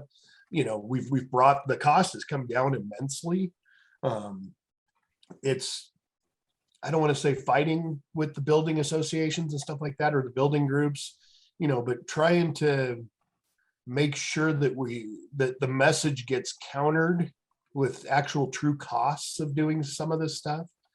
If you're gonna, if somebody wants to put on a wood shake roof, which pretty much prohibited everywhere in Oregon, but you're telling them, okay, composition roof, yeah, it's gonna cost you, $10 more per square, but look at the benefit back, is making sure that we're capturing that. Or someone is going to reside their house and they're just going to put T111 back up. We go, well, if you, it's going to cost you 5%, 8% more to go with, hardy board or something, a concrete based stuff, is having some of that data more readily available. And whether that's an ad campaign that has to push a little harder back against groups that are saying, no, it's going to cost too much to do this, is having that true cost, but, showing those true costs versus the benefits, of, home hardening and fire resistance and whatnot.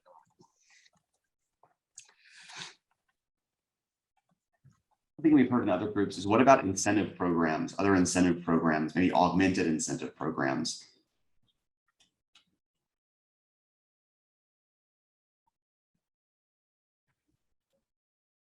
Yeah, incentive programs, that's part of the 5 E's of community risk reduction. Economic incentives is one of them, so yeah, when you have those out there, whether it's, you have the ability to give people a 5% off coupon that, basically washes out that additional money they were going to spend. But at the same time, people need to have skin in the game too. So we've got to encourage that to have skin in the game as well. Hello, everyone. Sorry for interrupting again. We have about 5 minutes to wrap up. You're a step ahead, Trish, just so you know. We have already decided, this group is efficient. We have decided on what our main report out is going to be. So good. I can't wait. Thank you. One of the things we heard a lot about was communication and education in other sessions, and trying to really pull people together with resources. What are your thoughts about that in terms of solutions or also issues?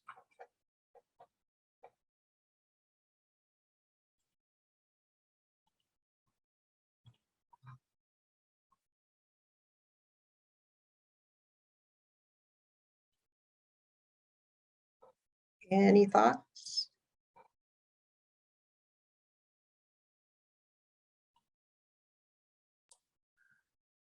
I don't want to sit here and eat the whole conversation, but education is a big part of what we're going to do. So once we know what the code is, right now we're teaching and educating to the best practices. Once we know exactly what that code is going to be out of our office, then we'll start developing materials and training, and we're already rolling out webinars with the best practices side, alongside with OSU. So I mean, those are all pieces. We're hoping to develop some actual handouts and stuff, and so it is on our radar there. It's just we've got to wait for the steps to happen in there to know exactly what it's going to be. But can I just confirm that when you're talking about code and education, this is all about the defensible space and helping homeowners know what to do on the landscape around their house? Okay. Yeah, sorry. Yeah, that defensible space code that'll actually be enforced by OSFM deputies, which it's going to be loads of fun, but that's their role. So.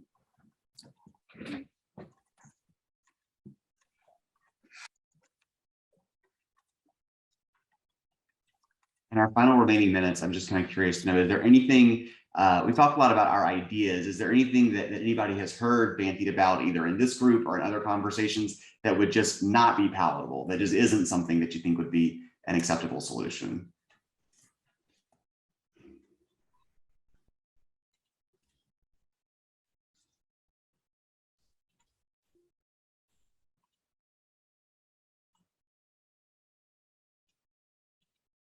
a very agreeable group. I appreciate that.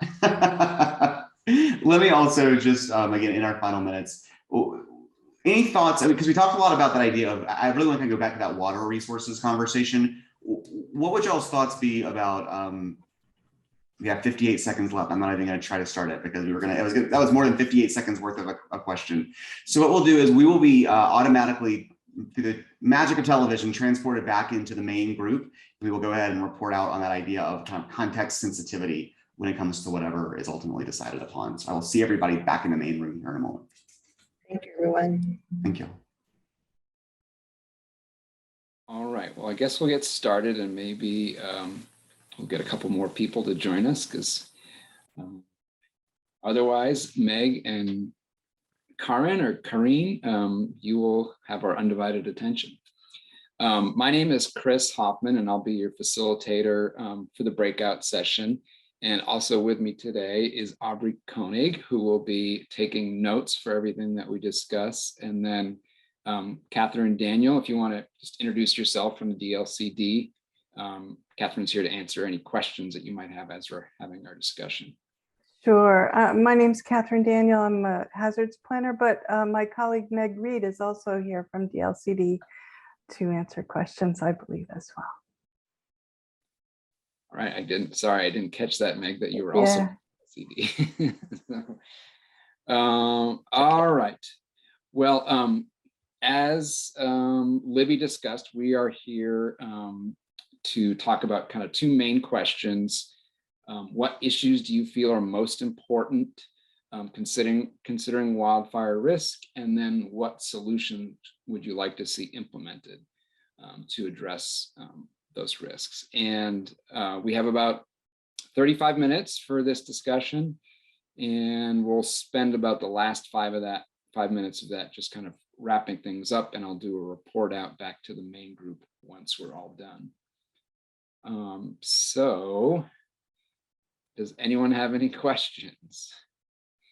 And Karen, sorry, is it Karen or Karine? So I'm Karine, rhymes with marine. All right. Well, welcome to our group. You have the floor. I mean, do you have any questions before we get started?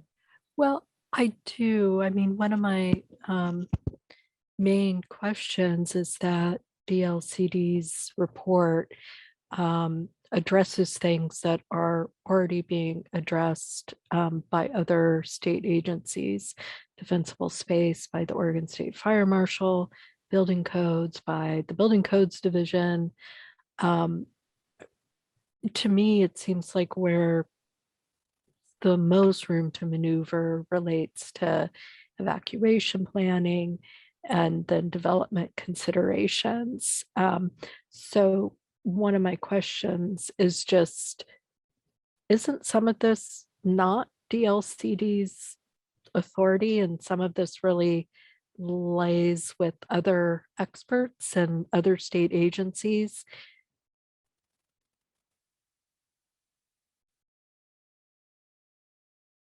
Catherine or Meg, do you want to respond to that? Or I guess I'm not sure, like, what are you referring to? Like, the report has yet to be written, right? So the topics for the report are sufficient defensible space, building codes, safe evacuations, and development considerations. That's according to what's in the Senate bill, as well as the information that was presented in this meeting already. So I'm wondering how would DLCD implement sufficient defensible space standards if the Oregon State Fire Marshal is actually the agency that has authority over fire code and implements defensible space requirements?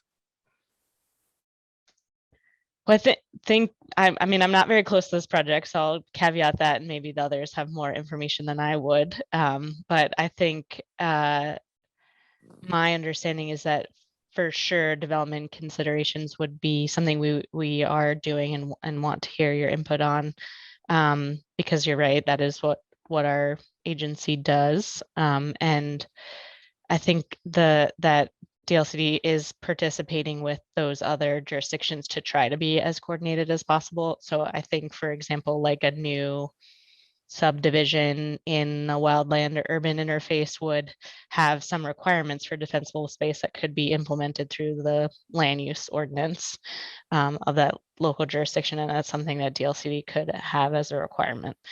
So what I'm hearing, if I'm understanding you correctly, is that the idea here is that you are going to be gathering information about things that are outside of land use standards and putting them in land use standards.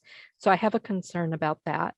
As a local planner who currently reviews or has in the past reviewed land use applications, it's really challenging already to coordinate local standards with state regulations, with other agencies.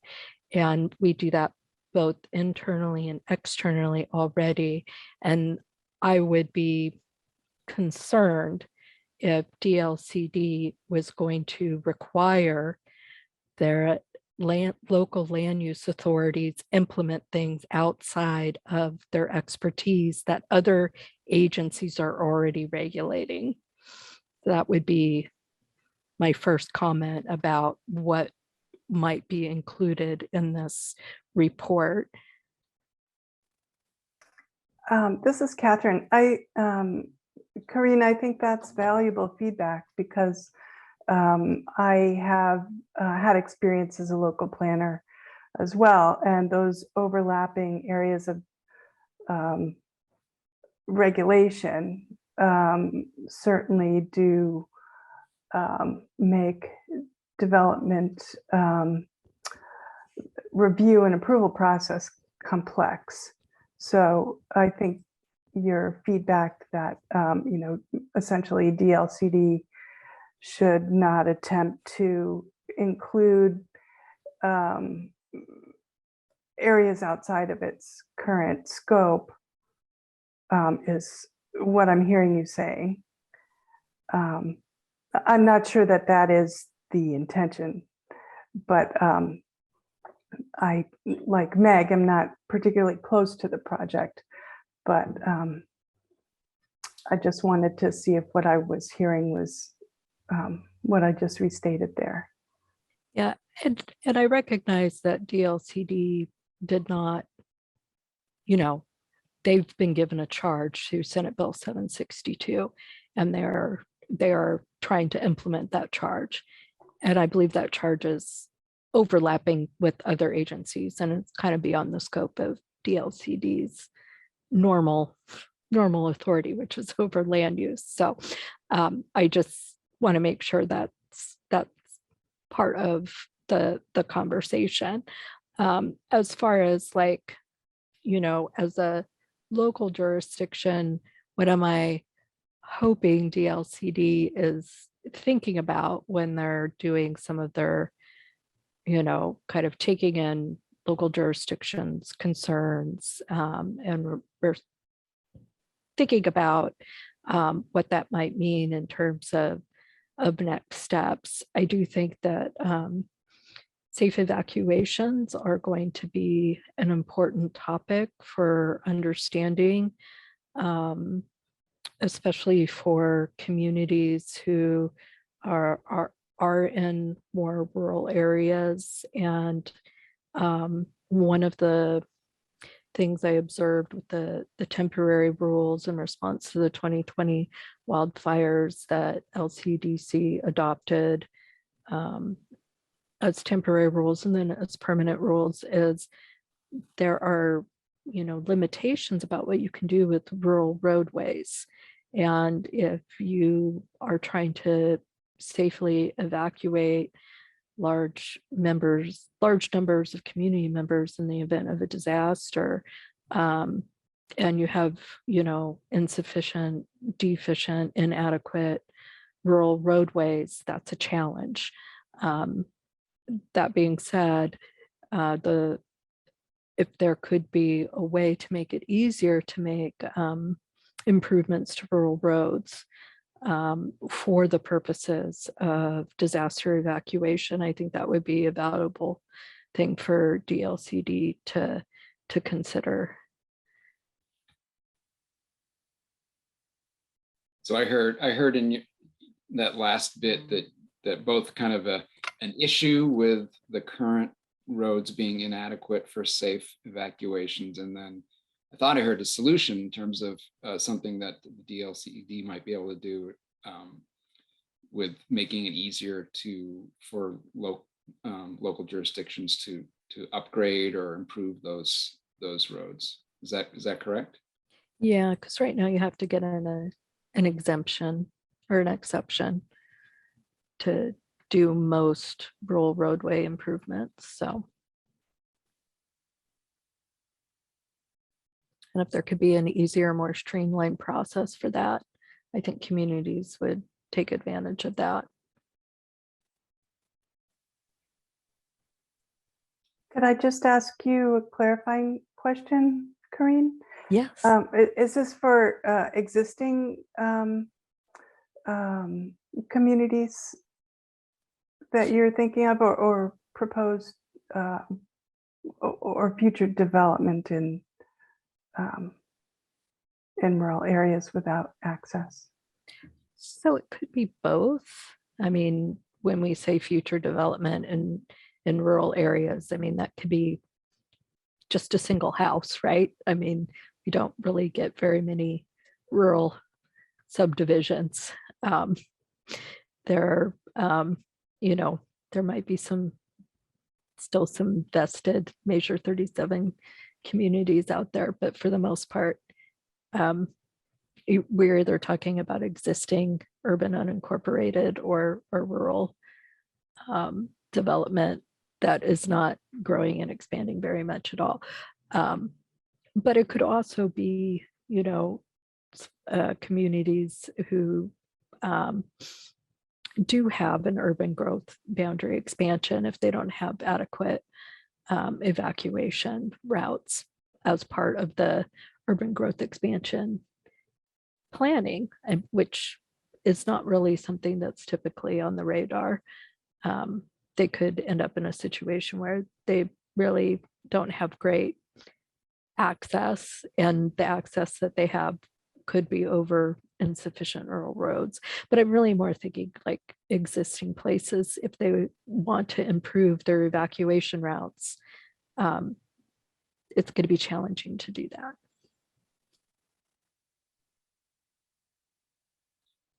Are there other challenges that you see out there? It sounds like you're primarily working in a rural community, so that perspective is valuable. Just wondering if there are other, I think some of the things we heard in previous sessions was about, coordination amongst different agencies. And then I think another common theme was kind of education for homeowners and business owners and that type of thing. So I'm just wondering if those things occur where you're living and working. Yeah, so to be clear, Washington County is in the Portland metro area. We are a very urbanized county. The majority of our population does live within an urban growth boundary. But we do provide services both inside and outside of the urban growth boundary. I mean, education, sure, that's going to be an important component, but I think when it comes to education, homeowner education, that is mostly about existing development and possibly new development as well. But I think, I'm thinking about this from kind of education could be needed for the 4 areas in which DLCD needs to report on. But there's, also Oregon State Fire Marshal are going to be the people who are implementing the statewide fire risk maps, and they're going to be charged with defensible space enforcement, and they are going to be charged with notification for people who are subject to those things. So that's really going to be your first line of education, is going to be those folks, and they are going to be talking to everybody existing homeowners and then new homeowners as they come online too. So I don't really see that as being a specific DLCD charge, which doesn't mean they shouldn't do it. It's just that's not what I'm seeing as a core responsibility for DLCD. Things about evacuation and development considerations, that's really about our transportation planning and our land use planning. And that seems like very much a core part of what DLCD does. And providing information about why you might restrict development is going to be important. I think that's going to be very important for anybody who has to implement that at the local level, is to be able to communicate that with the community.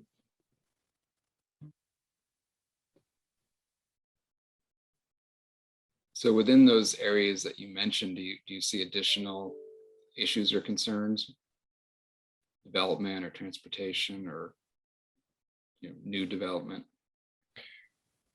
So what are the challenges? And I'm not sure like how this looks, at different scales. Is we're talking about requiring potentially more regulation of the wildland urban interface, and what happens when that interface is very static versus what happens when that interface is very dynamic.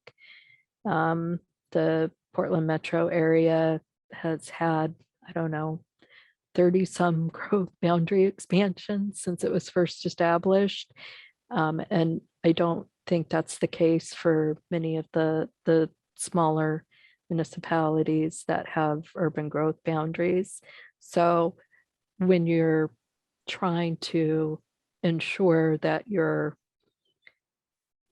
area of interface is protected, when that area is expanding over time and to be bigger and bigger, how necessary is it for people that were on the edge that are no longer on the edge to maintain some of those additional protections? Is that going to be, looked at later on? I don't know. I just think that's going to be a challenge for figuring out what do you do in these areas when these areas are actually shifting and moving over time. I apologize for interrupting. You have about 15 minutes left in the breakout rooms. Thank you. Thank you, Tricia. So does my comment about the wildland urban interface, or WUI, make sense to folks? Does to me, yeah, for sure. I mean, when development seems like if it's getting expanded, that's always going to be a challenge with new people moving out into what used to be undeveloped, and now all of a sudden you have development right up against a forest or a wildland area.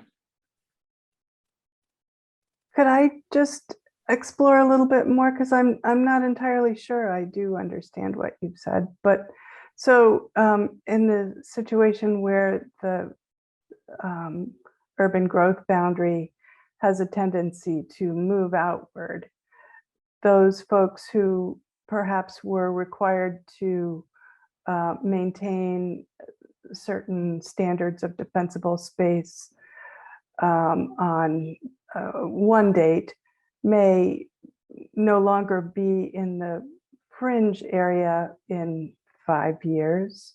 And so those requirements may at that point no longer be important for them. Is that what you're saying?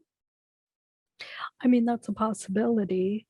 I mean, when my house was built, it's right at the urban growth boundary. And so it's right there in that WUI. Okay, so yeah, now I need to have fire resistant materials. I need to have defensible space or a fire break that's clear of, that gets vegetation maintenance. 10 years later, I'm no longer on the edge. And now if I want to put an addition on my house, do I still need to have those same fire rated materials? That might not make sense. Do I still need to, be providing a clear zone of vegetation? I don't know. It's not super clear to me how and when some of the things that might be required in that area might no longer be required if you're no longer on the fringe. Thank you.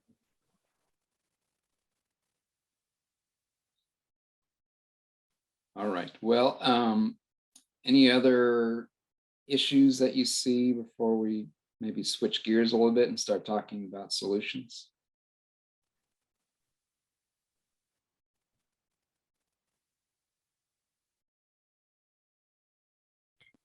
Think about that. We can always revisit, but curious about what you see based on where you live and work, about solutions that you'd like to see implemented to help protect from wildfires. Also, I already mentioned that, the potential for an exception for rural roadways for evacuation routes. I have no solution in mind for the changing dynamic WUI. I'm not sure if anybody's really thought very seriously about that issue. I'm just starting to learn about, the WUI and what it is and how it's planned to be regulated. We don't even know for sure yet where it's going to be or how extensive it's going to be. We won't until we get those maps. So there's back afterwards and make sure that I've captured everything that we have heard. Again, everything we hear will be shared with the LCD and the stakeholder group to form recommendations to the State Wildfire Programs Advisory Council and the legislature. Are there any questions before we get started?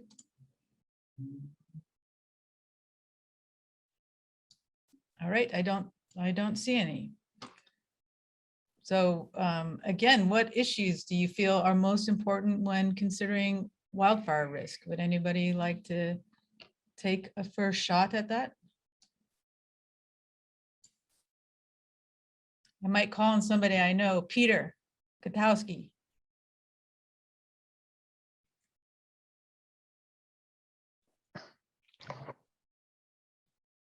Oh, can you guys see me? Oh, we can't see you, Peter. And Karna, I see your hand up too. Yep. There, we can kind of see you.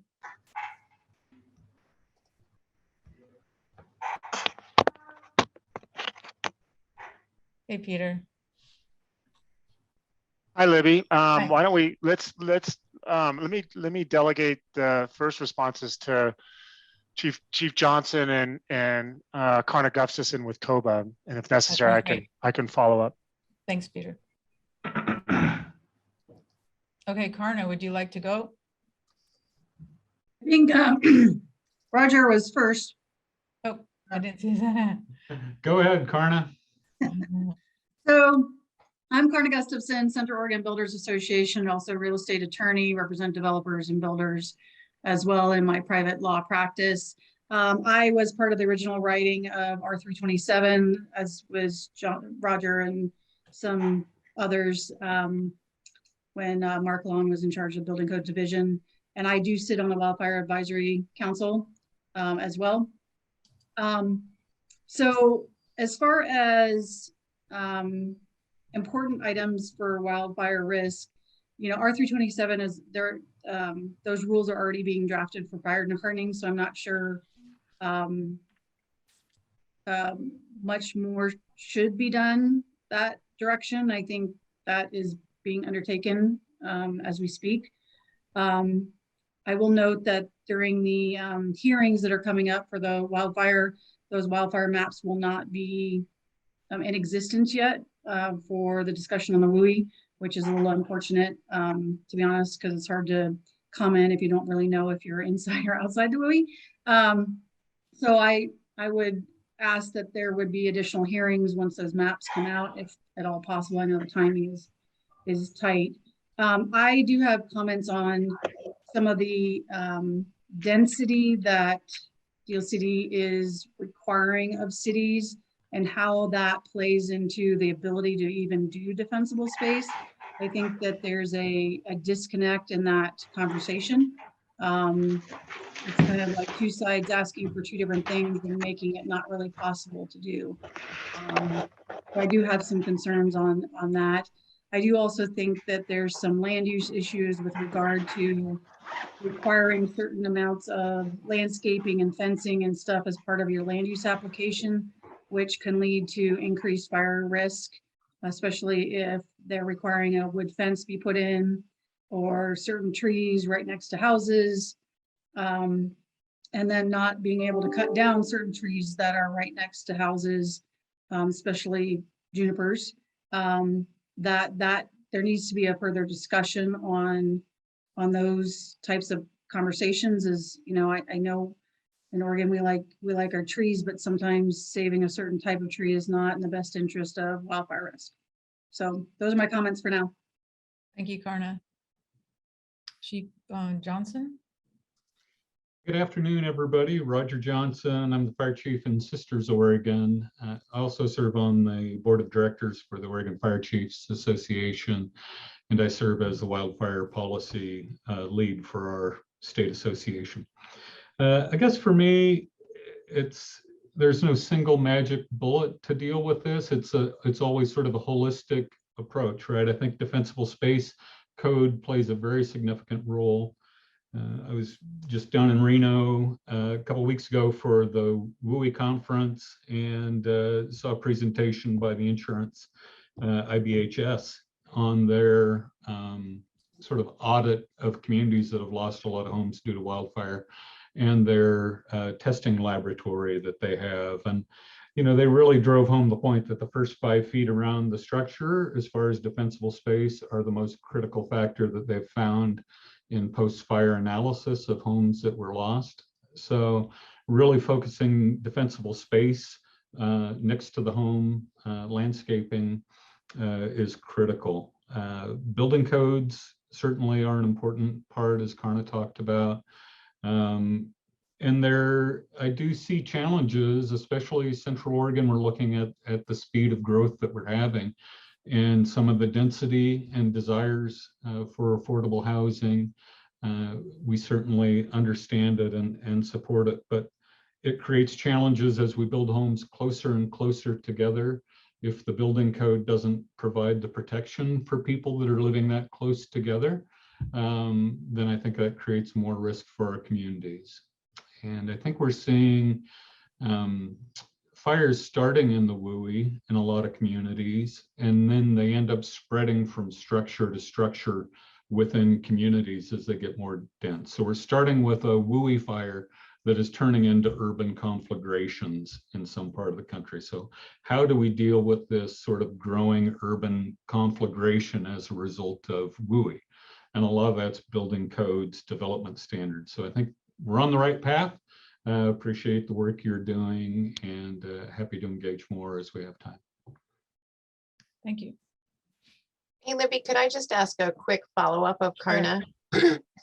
Karna, you were requesting that maybe additional hearings be held after the map is made available. Would those be the DCBS hearings or the state fire marshal hearings? They're the ones where they're defining the WUI. Okay, so the ODF rulemaking. Okay, I just wanted to make sure that I captured that and passed the message along. April 19th and 20th, I think those are. Okay. Thank you. Sadie, I'm sure everybody probably does know what WUI is, but do you mind giving a brief definition? Well, gosh, you're gonna press me for a definition too. Let me open up. So WUI is an acronym that stands for Wildland Urban Interface. And I don't have it off the top of my head, but I could get it here pretty quick. The Department of Forestry was tasked in a rulemaking exercise that's the hearings that Karna is referring to are for the Board of Forestry to adopt those rules. And the ODF staff has recommended a definition to the board. And give me just a second and I'll drop it in the chat so that everybody can see the actual verbiage. Thanks, Libby. Thank you. At our other listening sessions, some people were able to share some of their experiences from fire and the solutions that they were considering based on those experiences. I was wondering if there's anybody in our room today that has anything they'd like to share about an experience, an idea for recovery or risk reduction. All right, Boone. Unmute button there. I apologize. I raised my hand right at the moment you were asking for a specific kind of insight. Oh, anything. Yes, I'm glad you raised your hand. Thank you. Yeah. So I'm gonna just kind of going along with what Chief Johnson just ran through, thinking about some of the concerns that I have as we proceed forward. Okay. Building codes, defensible space, defining the WUI, how we define that. My fear is that we don't think about some of the most current sciences where we do see a lot of research coming out around adjacency to homes and that causing that conflagration of once a fire does start into some of those neighborhoods and moving from house to house.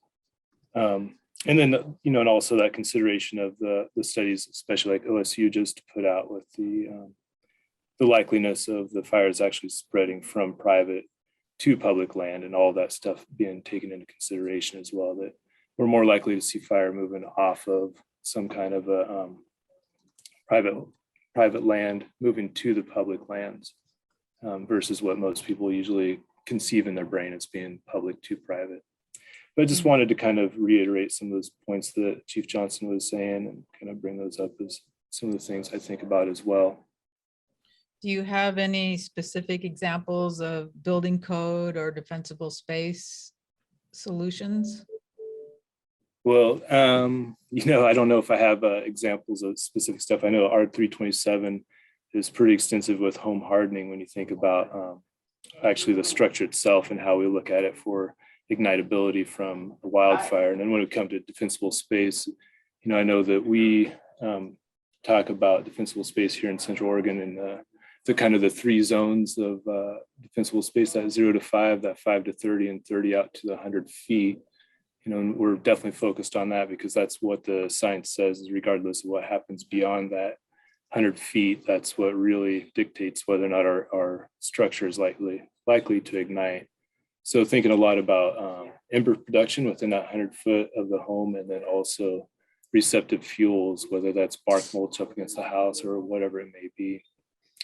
And there's definitely some thoughts on large trees. I know we talk about that with our landowners quite often, that large trees do come with risk because of the production of needles and some of that receptive fuel beds and gutters and rooftops and on your decks and whatnot. But also if that stuff is maintained, the tree is likely to be actually aiding in preventing the ignition of the home just due to screening of the embers that do fly in the air, and then also the literate shading of the home.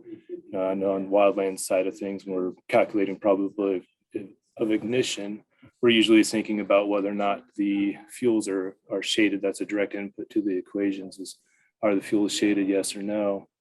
And same thing goes with your home, right? If you're thinking about the fuels around your home, if they're shaded from a tree, their probabilities of ignition would be lower. Thank you. That was a lot of stuff I don't think you guys were really looking for, but no, that is exactly what we're looking for, actually. Thank you very much. Any additional questions? Peter, is anything that you would like to share? Well, first, thanks to DLCD for convening this conversation with, in this case, Central Oregon colleagues and representatives. You know, I think from the community development department standpoint for Deschutes County, we're very mindful of just how Senate Bill 762 and the rulemaking that Sadie highlighted ultimately is finalized. And, you know, I think I'm anticipating, and I don't have, this is just me kind of reading the tea leaves, is I think for Deschutes County, we're anticipating that our whole county is going to be in a WUI, specifically for private lands, and they're going to be high to extreme, and that's just based on our topography and climate and fire history regime. And I think what's going to be incumbent, I guess what has me stepping back and figuring out how, you know, we have a work program identified to develop a program that, you know, begins to implement Senate Bill 762, but it's just going to be incumbent on having robust dialogue with our rural communities and residents, certainly in partnership with our cities, to share these responsibilities. And we're thankful to have colleagues like Boone and Ed Keith, our county forester, who can participate in those conversations. But there's, this is when those details emerge, it's just going to elevate the conversation, as it should, but, to educate, empower, and ultimately regulate, existing and new development. It's going to be quite a challenge. So so that's just, Libby, that's what's kind of on my mind at the moment. Yeah. Thank you, Peter.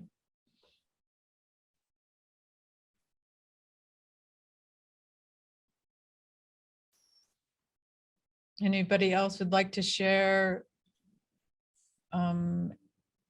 concerns, or if we want to? Oh, Angie, thank you. It's not a concern, but I'm curious. A couple of folks have mentioned the sort of unintended added risks of density and fire in the WUI, and I'm curious if anyone can kind of add on to that and explain. And maybe Chief Johnson is best able to answer this, but which version is the lesser of two evils, right? Fighting fire where it's a little spread out and maybe you have a larger area to cover, or having to focus your resources in a more prescribed area. In light of, I know there's a shortage of volunteer firefighters on rural landscapes, but also, some concerns about added density and the ability to reach people that are, maybe it's more tightly packed in a small area. Could you add to that a little bit? I'm very curious. I'd not heard that perspective before.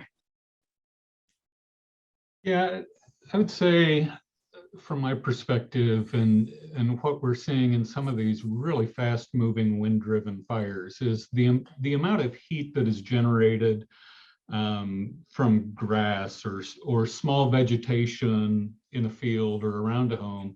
Fairly low amount of heat makes it easy to suppress. It doesn't take a lot of people to suppress it. One small crew, small hoses, easy to maneuver, quick to put out. When you start getting multiple homes on fire, the amount of heat that is generated by that is so great, and the embers that are thrown off, large pieces of building can be lofted airborne and travel a long way. The radiant heat from home to home is so great that they just almost auto-ignite and just pop one at a time right down the row of homes. So it's a totally different type of fire once it gets to that type of a structure fire. Very difficult to extinguish. A lot of exposure, a lot of embers traveling long distance, tremendous amount of heat, a lot of water, and a lot of people to put them out, versus a more remote, small vegetation type fire. I apologize for interrupting. You all have about 15 minutes left. Thanks, Trish. Boone, did you have something to say in response to that before we move on to Brent and Karna? I think Chief Johnson covered it. He said almost exactly what I was going to say. Okay, thank you. So we will go to Brent Bybee.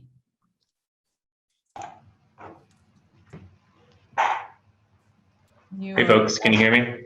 Yeah, we can hear you. And okay. When you introduce yourself, could you also introduce your organization?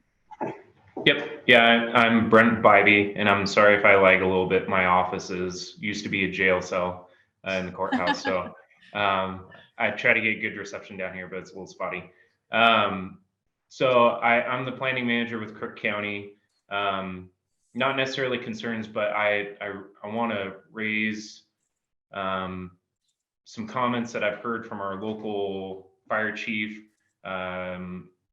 who said he's kind of had a lack of coordination in all of this work. And just because there hasn't been a whole lot of messaging towards him, and I think I've tried to funnel as much of this work towards him as possible.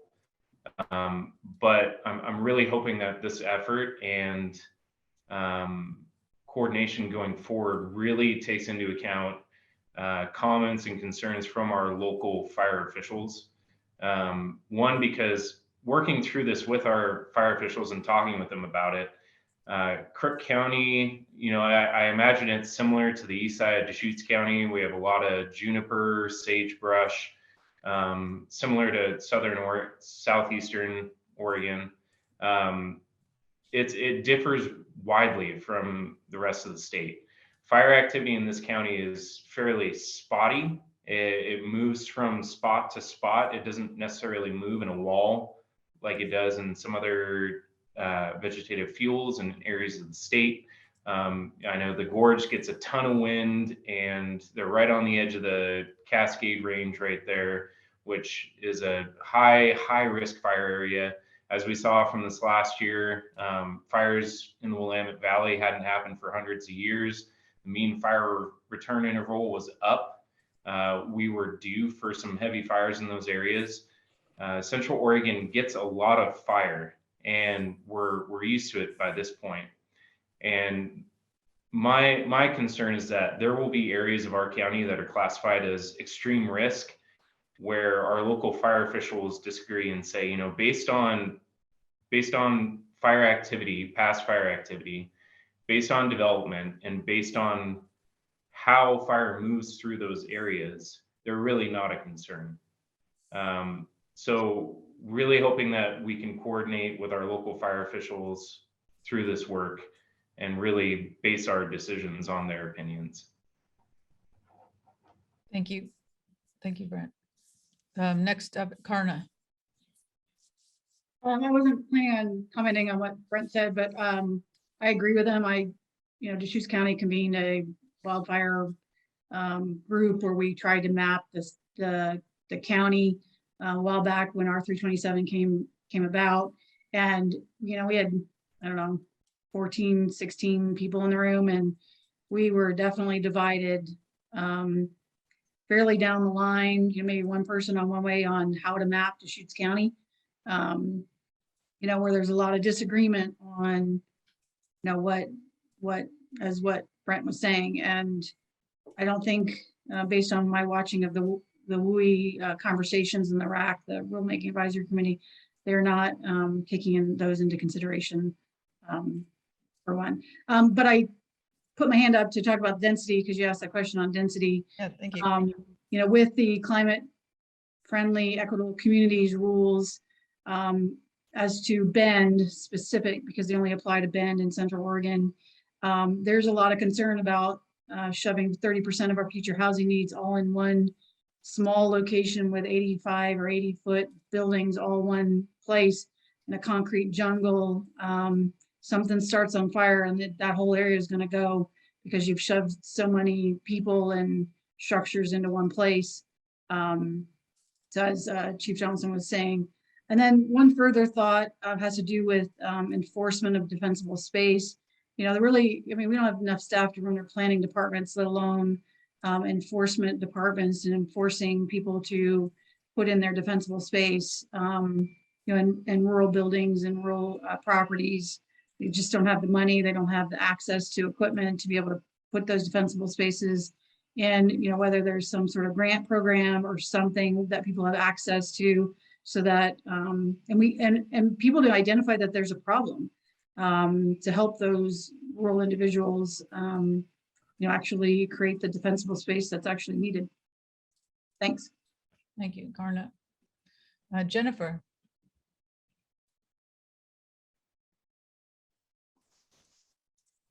Hi, I'm Jennifer Letts. I'm a city councilor in Sisters. And I kind of will segue off of some of the previous comments there, or what I wanted to discuss anyway. First of all, I think any you know, codes that come out of this process, I would really appreciate simplicity to the codes, and say that for obviously a number of reasons.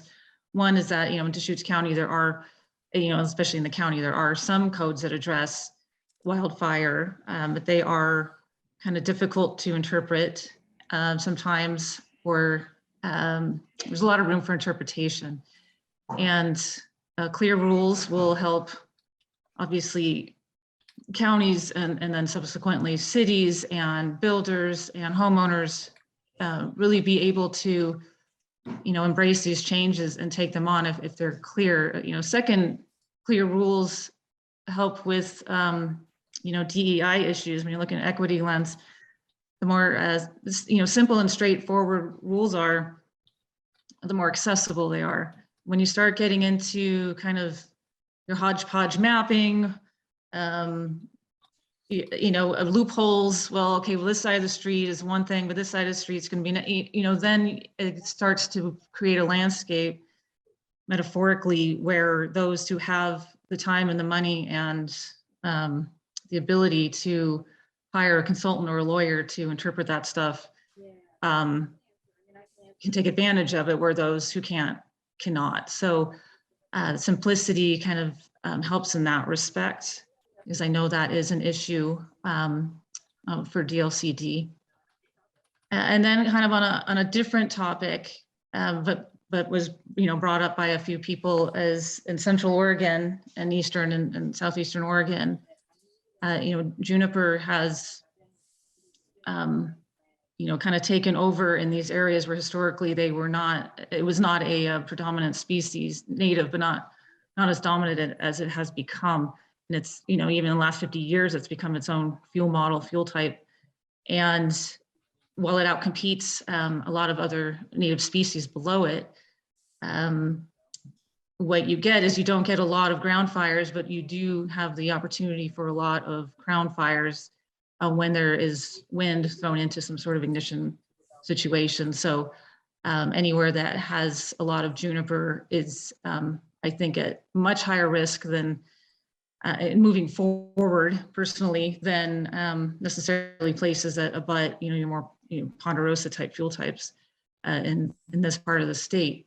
And I bring that up because there's a lot of, there's been a lot of talk in the county and beyond in various groups on what to do with mitigating juniper, because it is also has a great impact on water availability, water quality, et cetera, you know, in the basin here, because it does take up an enormous amount of water.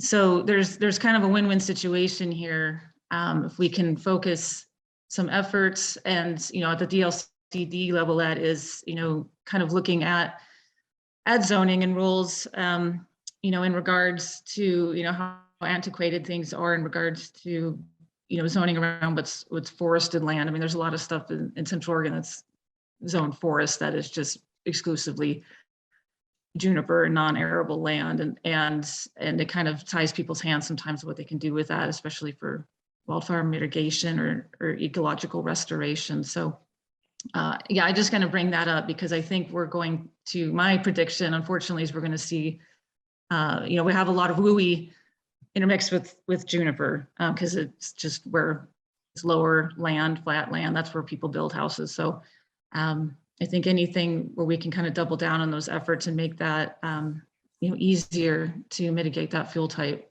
would be really helpful in this part of the state. And I think that's it I have for now. Thank you very much, Counselor.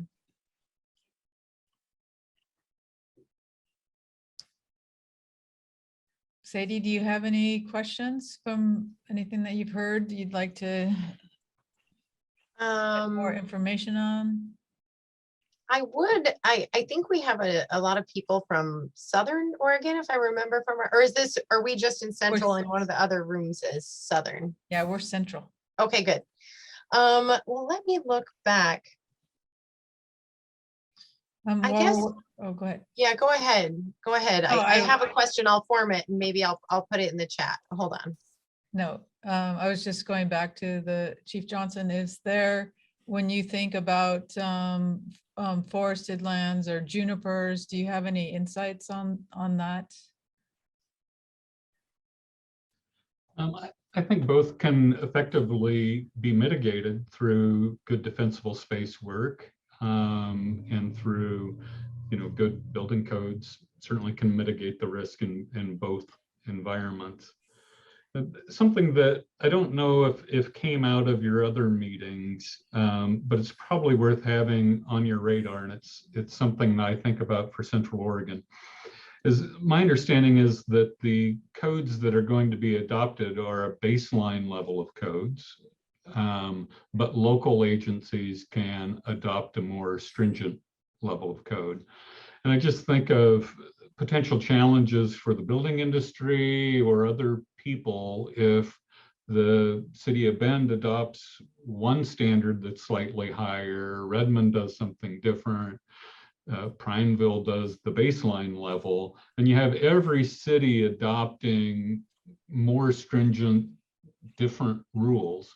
It'd make it really difficult for industry potentially, and difficult for people doing the work around a region to do that. And so I don't know if there's space to develop an enhanced optional code that local governments could adopt that is consistent, has a slightly higher protection level, but at least it would be standardized. And if communities wanted to adopt it, there's already a framework there, and it would be really consistent within a region. So just something to think about. Thank you. Yeah, I think that relates quite a bit to what Jennifer was saying about creating something that is simple. Because it sounds like what you're saying is the complexity of having standards that are different in different places for different reasons could pose challenges both for industry and builders and others. Karna, I see you have your hand up. So R327, the way it's written, I don't know what the rulemaking is going to do to it, but right now a city cannot adopt. I'm with Central Oregon Builders Association, so and I participated on writing R327 originally. You cannot adopt building codes that are stricter than R327.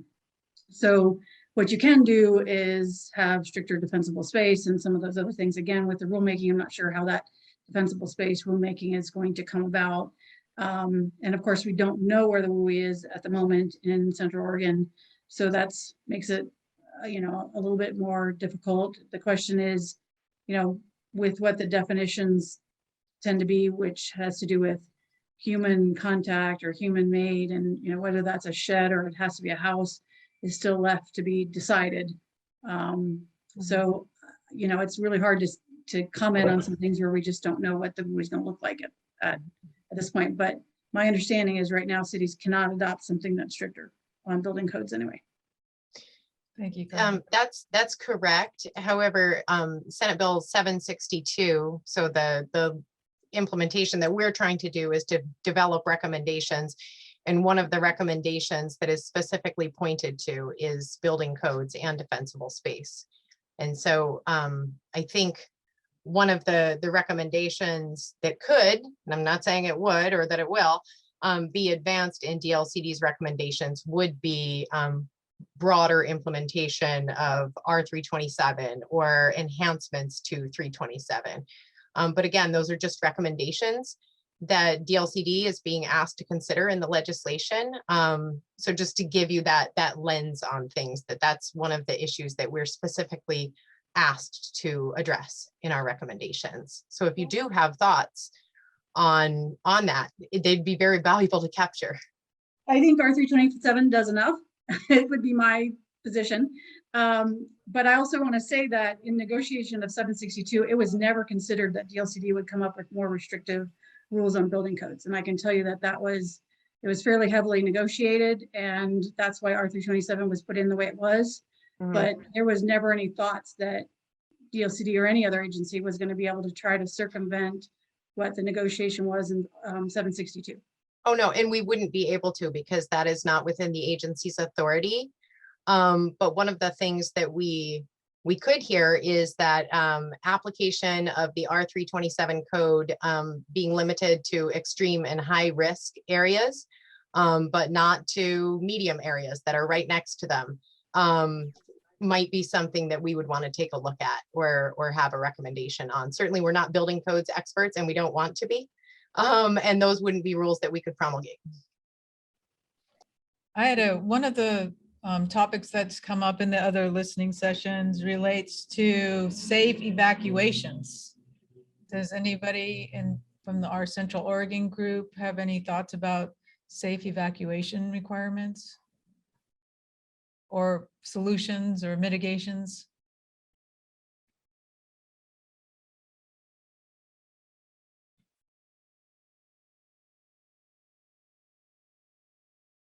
Do I see anybody put their hand up? All right, Angie.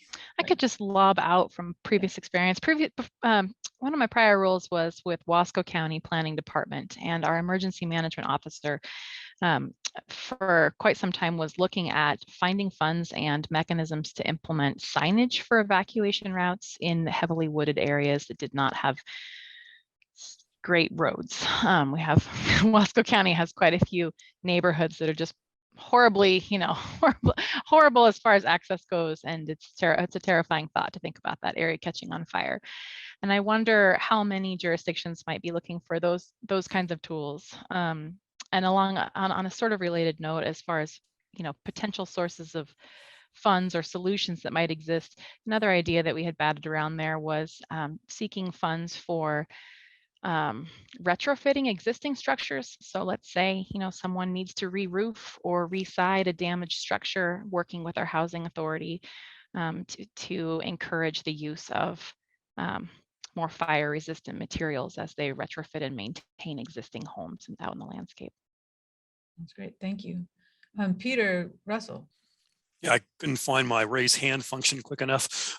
So Ed Keith and Boone from they're down in our road department, work with forest issues, as you know. They have worked with homeowners associations and local neighborhoods to post evacuation signs in Deschutes County.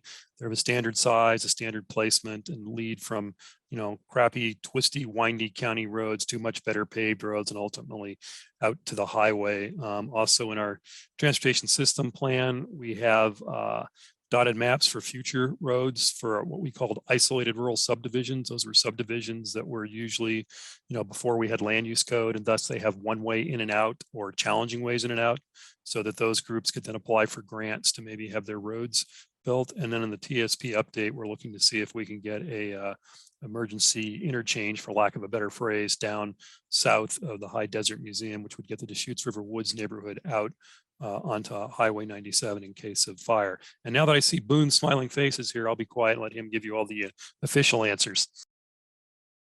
Thank you very much. Yeah, thank you, Peter, for jumping on there. And I didn't introduce myself earlier, but Boone Zimmerle, work for Deschutes County as the Fire Adapted Communities Coordinator. I serve as the Director of Project Wildfire. Several folks are generally familiar with that. So if you know that program, then that's kind of me.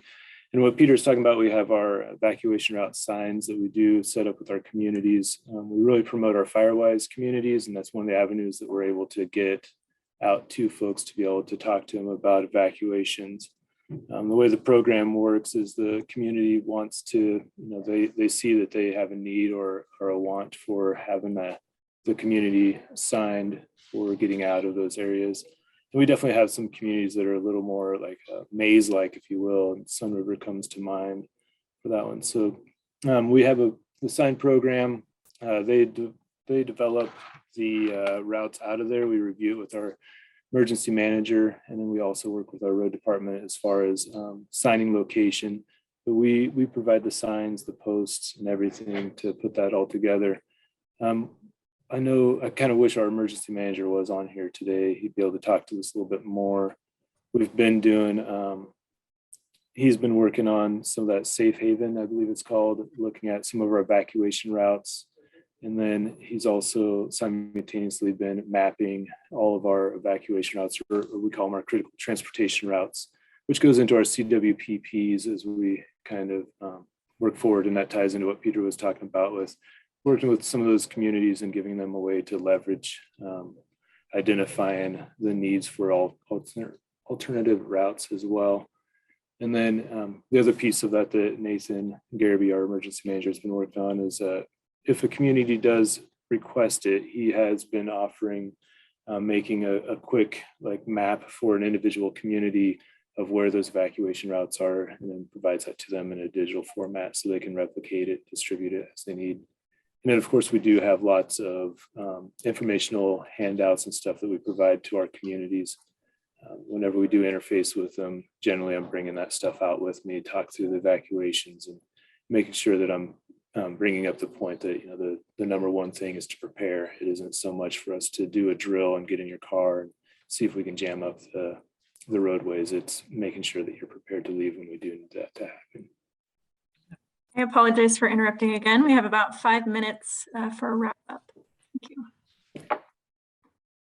All right, when we go back to the main room with the other participants, we're going to do a report out. Okay, I missed a hand up. Let's see, Sadie, did you want to respond to that before? No, I have a question maybe for the group, and hopefully it's a quick one. It's about regional differences, but I would love to hear Chief Johnson's thoughts. Okay. Yeah, I just had one quick discussion point for evacuations. With Central Oregon, we receive a lot of visitors and guests that are on vacation. Oh, yeah. That's always a challenge for people that aren't familiar. You come into Black Butte Friday night when it's light, and at 3 o'clock in the morning, you're evacuated. That's a significant challenge and a safety issue for folks, whether it's Sun River, Black Butte, pick a neighborhood. I think a statewide solution for evacuations, there's a lot of new technology that is coming out. Deschutes County is piloting a Zone Haven evacuation software project, as well as Southern Oregon. So that's potential options. But the state also has adopted statewide alerts and warnings through the Or Alert project, which would really provide mobility for people as Central Oregonians travel to the coast. They need to receive tsunami alerts and warnings without having to register in every county you're in. So I think there's a lot of work that still needs to be done with evacuations and early alerts and warnings. Thank you. Peter? Yeah, one observation just about the convening of all of the Central Oregon representatives. I think this has been helpful, but for me, I find myself wanting to engage. I would believe that many of us who are listening today would likely be able to engage more thoroughly once we understand the wildfire hazard maps and the WUI designation and the risk classification. So, you know, to the extent that DLCD is in a position to convene this type of listening session after the maps are released or finalized, then I think, you know, you'll see, I would anticipate my staff within CDD, and certainly Boone and Ed and even Peter Russell from a transportation standpoint would be able to more thoroughly engage to see where there could be challenges, ask questions about the implications of rural communities are identified or resort communities are identified. Just as Chief Johnson noted, you know, we have these resort communities that obviously accommodate numerous tourists during the summer and fall season. So a plug for a follow-up meeting to the extent you have those resources. Thank you. And Peter. Libby, I know that we are closing out here in a second. I just want to address Peter's concern really quick. So we too are frustrated by the lack of availability of a map to guide our discussions. Unfortunately, our report is due to the Wildfire Programs Advisory Council on the 1st of October. We will be bringing it to our commission at their September meeting. It'll be a public comment item. We will be bringing our draft recommendations for their review to their July meeting. We have one stakeholder group meeting, and our stakeholder group is pretty broad and inclusive. We have one stakeholder group meeting scheduled between those two LCDC meetings. But if you're waiting for availability of the map to feel like you can truly engage in the conversation, and I completely understand, trust me. We were in the Central Oregon breakout room and a good discussion. I'm just going to touch on some highlights. One thing we heard a few different ways is that having the wildlife maps not available yet, some questions about if there would be the ability to have hearings or provide more feedback once the maps are in play, finalized or completed. Also tied to that, I thought it was interesting in this meeting and others just about the definition of the woo and how that could be adapted to more accurately fit what we're seeing today. Also the tension between defensible space with density requirements, landscaping requirements, tree removal restriction, both in existing and future development, the considerations around that issue. I think we have heard this too. There's no magic bullets. There needs to be a holistic approach to how this is solved. There's also this idea that all of the rules and regulations or solutions that come out of this really require public participation in it, understanding the need for it. You know, that local governments don't have the resources needed to do continuous enforcement, to have the outcomes of these, some of these solutions bear fruit. There was also some more thought into making sure concerns of local fire chiefs are taken into account, considering especially about what the risks of the wildfires will be. Some good suggestions about making sure that the code that comes out of any process would be simple. Again, going back to the people who are going to have to understand it and navigate it. And then I thought at the end, we had a very good example from Deschutes County about things they're already doing for defensible space. Sadie, do you have anything that you'd like to add to that? That was a really great summary. I thought it was very interesting in our conversation that we heard both from Chief Johnson, and now I'm forgetting your title, forgive me, Chief Johnson. I think I have it way up at the top in my notes here, who is a fire chief in Sisters, but also from Jennifer Lentz, who I believe is a city councilor, apologies, Councilor Lentz, but that simple rules that are easy to apply from Chief Johnson's perspective, make things easier for industry, make things easier for builders, development, make things easier when we are trying to sort of have a predictable landscape to fight fire on. But then from Councilor Lentz's perspective, also have DEI implications, because by making our rules or, you know, by making recommendations that we implement things in a way that is very clear and accessible to a large audience, helps people that don't have the time, money, and resources to invest in expert advice equitably apply the rules in a similar fashion. Thank you, Sadie. I can go ahead and report out, Libby. So our conversation revolved a lot around the lack of communication, and we talked a lot about the process from before, during, and then after wildfire. So communications about home hardening, and then resources available to folks for home hardening, grant funding, and maybe other financial sources for folks on limited income. So they're able to access that protection for their home. We also talked about the language around evacuation and making sure that news gets out, better news coverage, being more consistent and more constant stream of communications, both about wildfire status, but also on evacuation plans.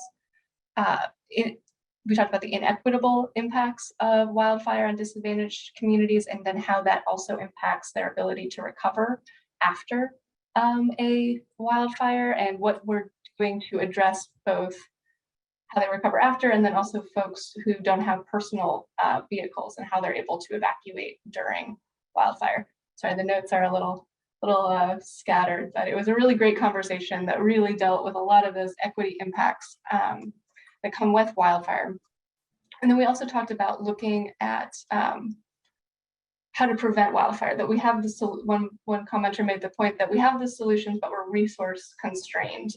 It's hard to find funding, it's hard to find the people who are able to manage the forests, especially smaller communities don't have the capacity to address being on the interface, and they're often overlooked for support. One solution that was proposed was actually Jackson and Josephine counties collaborated on an integrated community wildfire protection plan in 2017 that included smaller communities within the county in order to try to bridge that gap. So that was a solution that was mentioned, and to look closer at those rural communities. We also talked a little bit about the difference between urban wildfires to rural wildfires, and then when they cross over that and how important that interface is becoming. Talked about especially the infrastructure in those urban areas. An example was brought up of Talent, who unfortunately lost water pressure during their fight against wildfires, and then weren't able to use their water. I think that summarized our conversation. Susan, did I miss anything? We had a far-ranging conversation. I think, yeah, I'm glad you mentioned infrastructure, because I think that's, understanding, analyzing the vulnerability and resiliency. We also talked a little bit about the drought in Southern Oregon, and Klamath was brought up, how that's compounding issues and making, on all levels, the work that needs to get done is getting harder and harder to do. And Marky, would you like to tell us about the conversation in your room? I will be happy to. Tammy and Matt and I were in Eastern Oregon for our conversation, and I think this absolutely should surprise nobody given the geography of the conversation. What our group decided on kind of as our consensus big takeaway was it's absolutely important that there be regionally specific alternative solutions. What works in one part of the state may not work in every part of the state. So I think, again, given the geography, that really isn't a huge surprise, but really everybody got very much behind that idea. And so I also want to share a really specific example that really resonated with me, and it's specific to that idea of geography and thinking at a very, sometimes even micro level. There's been some talk of maybe adding, and we've heard this in several listening sessions, making sure that properties of a certain size or developments of a certain size have multiple egress. Well, if you're doing a development in certain confined areas, a road goes up a canyon, follows a creek, there just really is no way to do a second egress. So how do we kind of make sure that we deal with all those complexities at that super local level? Another item that we heard that I thought was incredibly fascinating that didn't really deal with geography, but just dealt with kind of the nature of the march of time, is making sure that we're not just modernizing that which is at the top, kind of at the tip of the spear, but making sure we're modernizing everything below it. For example, we know that when a development goes in, we may see a fire hydrant on the corner, but do the water resources really truly exist to make sure that when push comes to shove, you can deliver the water resources to that fire hydrant to fight a fire? So not just putting a new red fire hydrant on the corner, but again, making sure everything that undergirds it, both physically and kind of metaphorically, is up to date as well. Tammy, Matt, anything that I missed? I'd add on that there was some good discussion on that question of a second evacuation route. If it's not possible, then to kind of come up with some other ideas. Well, what might be a good other mitigation strategy to have maybe more defensible space or more hardening or better sprinklers in that area to make up for the fact that there's a lack of, or a safe spot that people could go if they can't get out of the canyon. Is there a place they can go and wait for the fire to pass and then evacuate? So trade-offs, different options, alternatives. And I think also we did talk a lot about hardening in our group. A lot of discussion about how important that was. Thank you. And I think, Chris, would you like to report out on the fourth group? Yeah, so my Willamette Valley group was a breakout session of 1. But we still got a lot of work done, and I'd like to share kind of 3 highlights of the discussion. The first was kind of an observation that there are a lot of areas perhaps that are outside of DLCD's realm that are being covered. And so there's I guess a question or concern of how that would work in terms of coordination with other agencies who are also working on this same issue. Another issue that I think Martin brought up was also brought up in our group, and that was the transportation network in order to facilitate evacuations. That is a big challenge, and that one solution to that would be to make it easier for local jurisdictions to make improvements on local roadways, or an exception that would expedite that process, so those evacuation routes could be improved to get people out faster. And then lastly, another issue that came up was that the urban growth boundary and development in general is not static, that you could move to an area at one point where it's undeveloped, and then development occurs, and then your interface is changed. And so how does that, how do the things that you should do to help mitigate damage be incorporated? So the example was, you might need to have fire resistant materials when you first moved in, but if you wanted to put an addition on after the area had developed, would you still need to use fire resistant materials? So it wasn't a solution related to that, but it was just more of an issue that came up. And so I think for our group, that was the highlights, unless Catherine or Meg, you think I missed anything?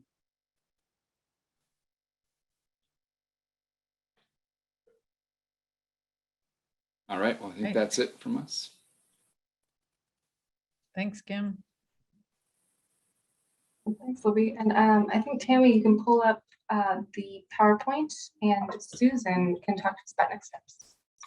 I think we always do this, but it's Sadie, I think. It is, but Susan she would be just as good at it. We can all agree. I think it's because you guys share this section, so sorry about that. Sadie first, and then Susan. Yeah. Sure. Can you go to the next slide, and we'll just look at our schedule coming up. So I put something about this in our chat to you, Peter, but this is relevant to everyone. One of the things we talked about in our breakout room is when this WUI risk map will be available, and that we don't have a star for it, but it's right here at the end of June. June 30th, 2022 is when we will have visibility on that map. And then the DLCD report to the Wildfire Programs Advisory Council and Oregon Legislature is due October 1st. So between now and then, we have our virtual community listening sessions. This is number 3 of 4. Please come to the next one as well if you're willing. We're getting some fantastic feedback. We have a broad and pretty inclusive stakeholder group, and we are beginning meetings next month with that group. They will take the recommendations and the things that we're hearing in these community listening sessions and help us refine them into recommendations to include in our report. And just so that I'm being very clear, DLCD is advancing recommendations. There's no rulemaking that is happening at this time. So our recommendations are exactly that. We're advancing them. Well, we're presenting them to our Land Conservation and Development Commission. So that's you, Commissioner Warren, in late July. And again, in September, we have one stakeholder group scheduled for in between those two. So we'll bring our draft recommendations to the commission in July. We will get their feedback. We will receive public comment at that meeting. Both of these LCDC meetings, this will be a public comment item. So folks from the public, stakeholders, everybody is welcome to provide written or in-person testimony before the commission on the contents here. And these are two back-to-back meetings for those that aren't familiar with our commission. Our commission meetings are every 2 months. So we'll be presenting in July. And those dates, I think I put in the chat, are 19 and 20. We'll have one more meeting. Susan will work feverishly on refining our recommendations into a report that we can submit. And then we'll present our final report to the commission at their meeting at the end of September, and then turn around and provide it to the Wildfire Programs Advisory Council and Legislature.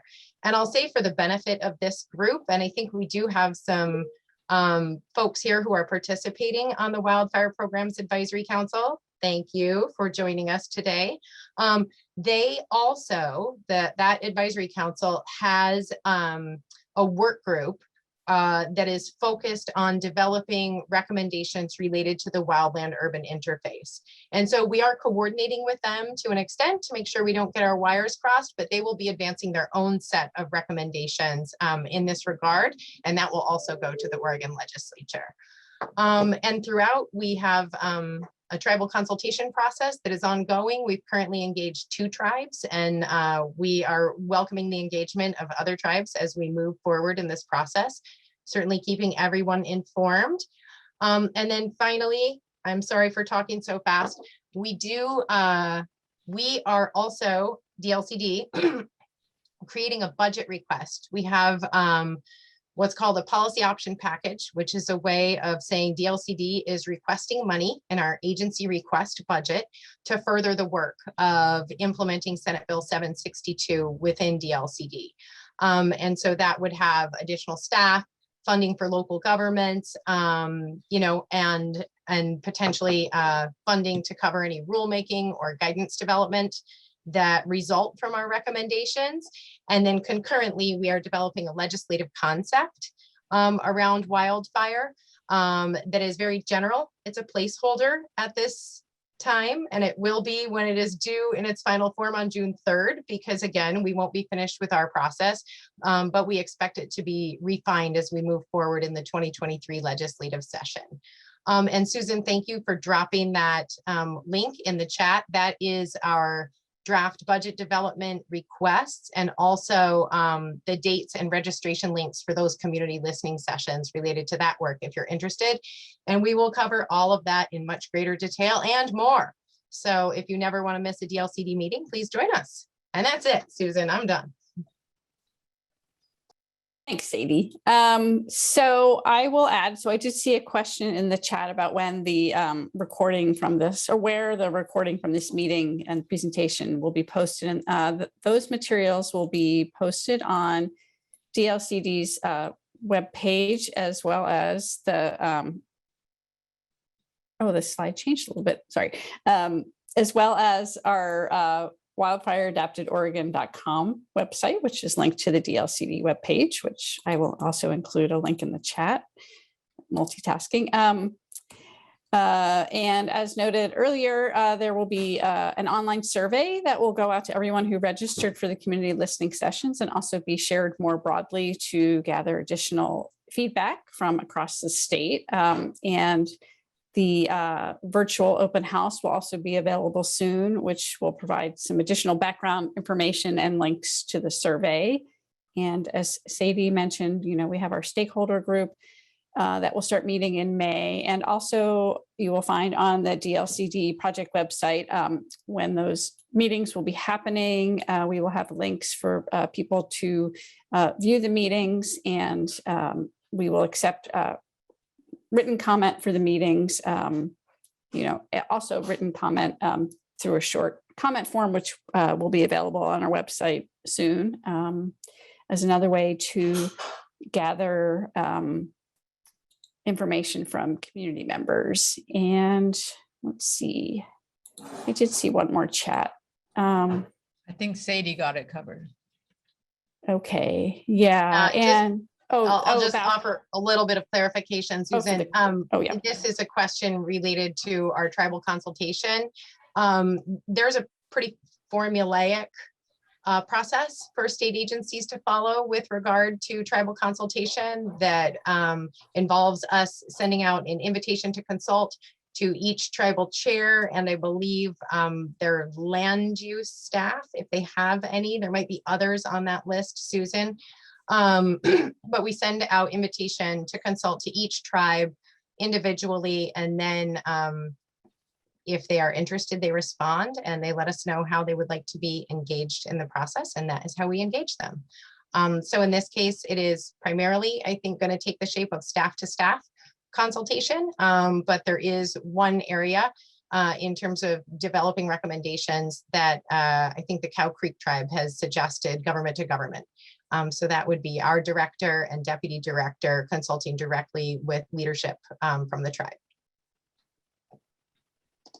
Yeah, great. And so thank you, Sadie. As I mentioned, you'll receive a link for the survey, so please do take that. And you can sign up on our webpage as well for project notices. And we'll have the links to the listening sessions and summary of the sessions as well available, and information about the upcoming stakeholder group meetings and the Land Conservation and Development Commission meetings that will be coming up.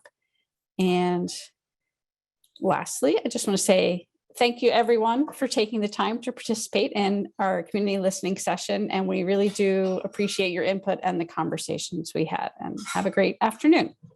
Thank you. Thank you, everybody. Thank you for your time, everyone. Thanks, Sadie, very much.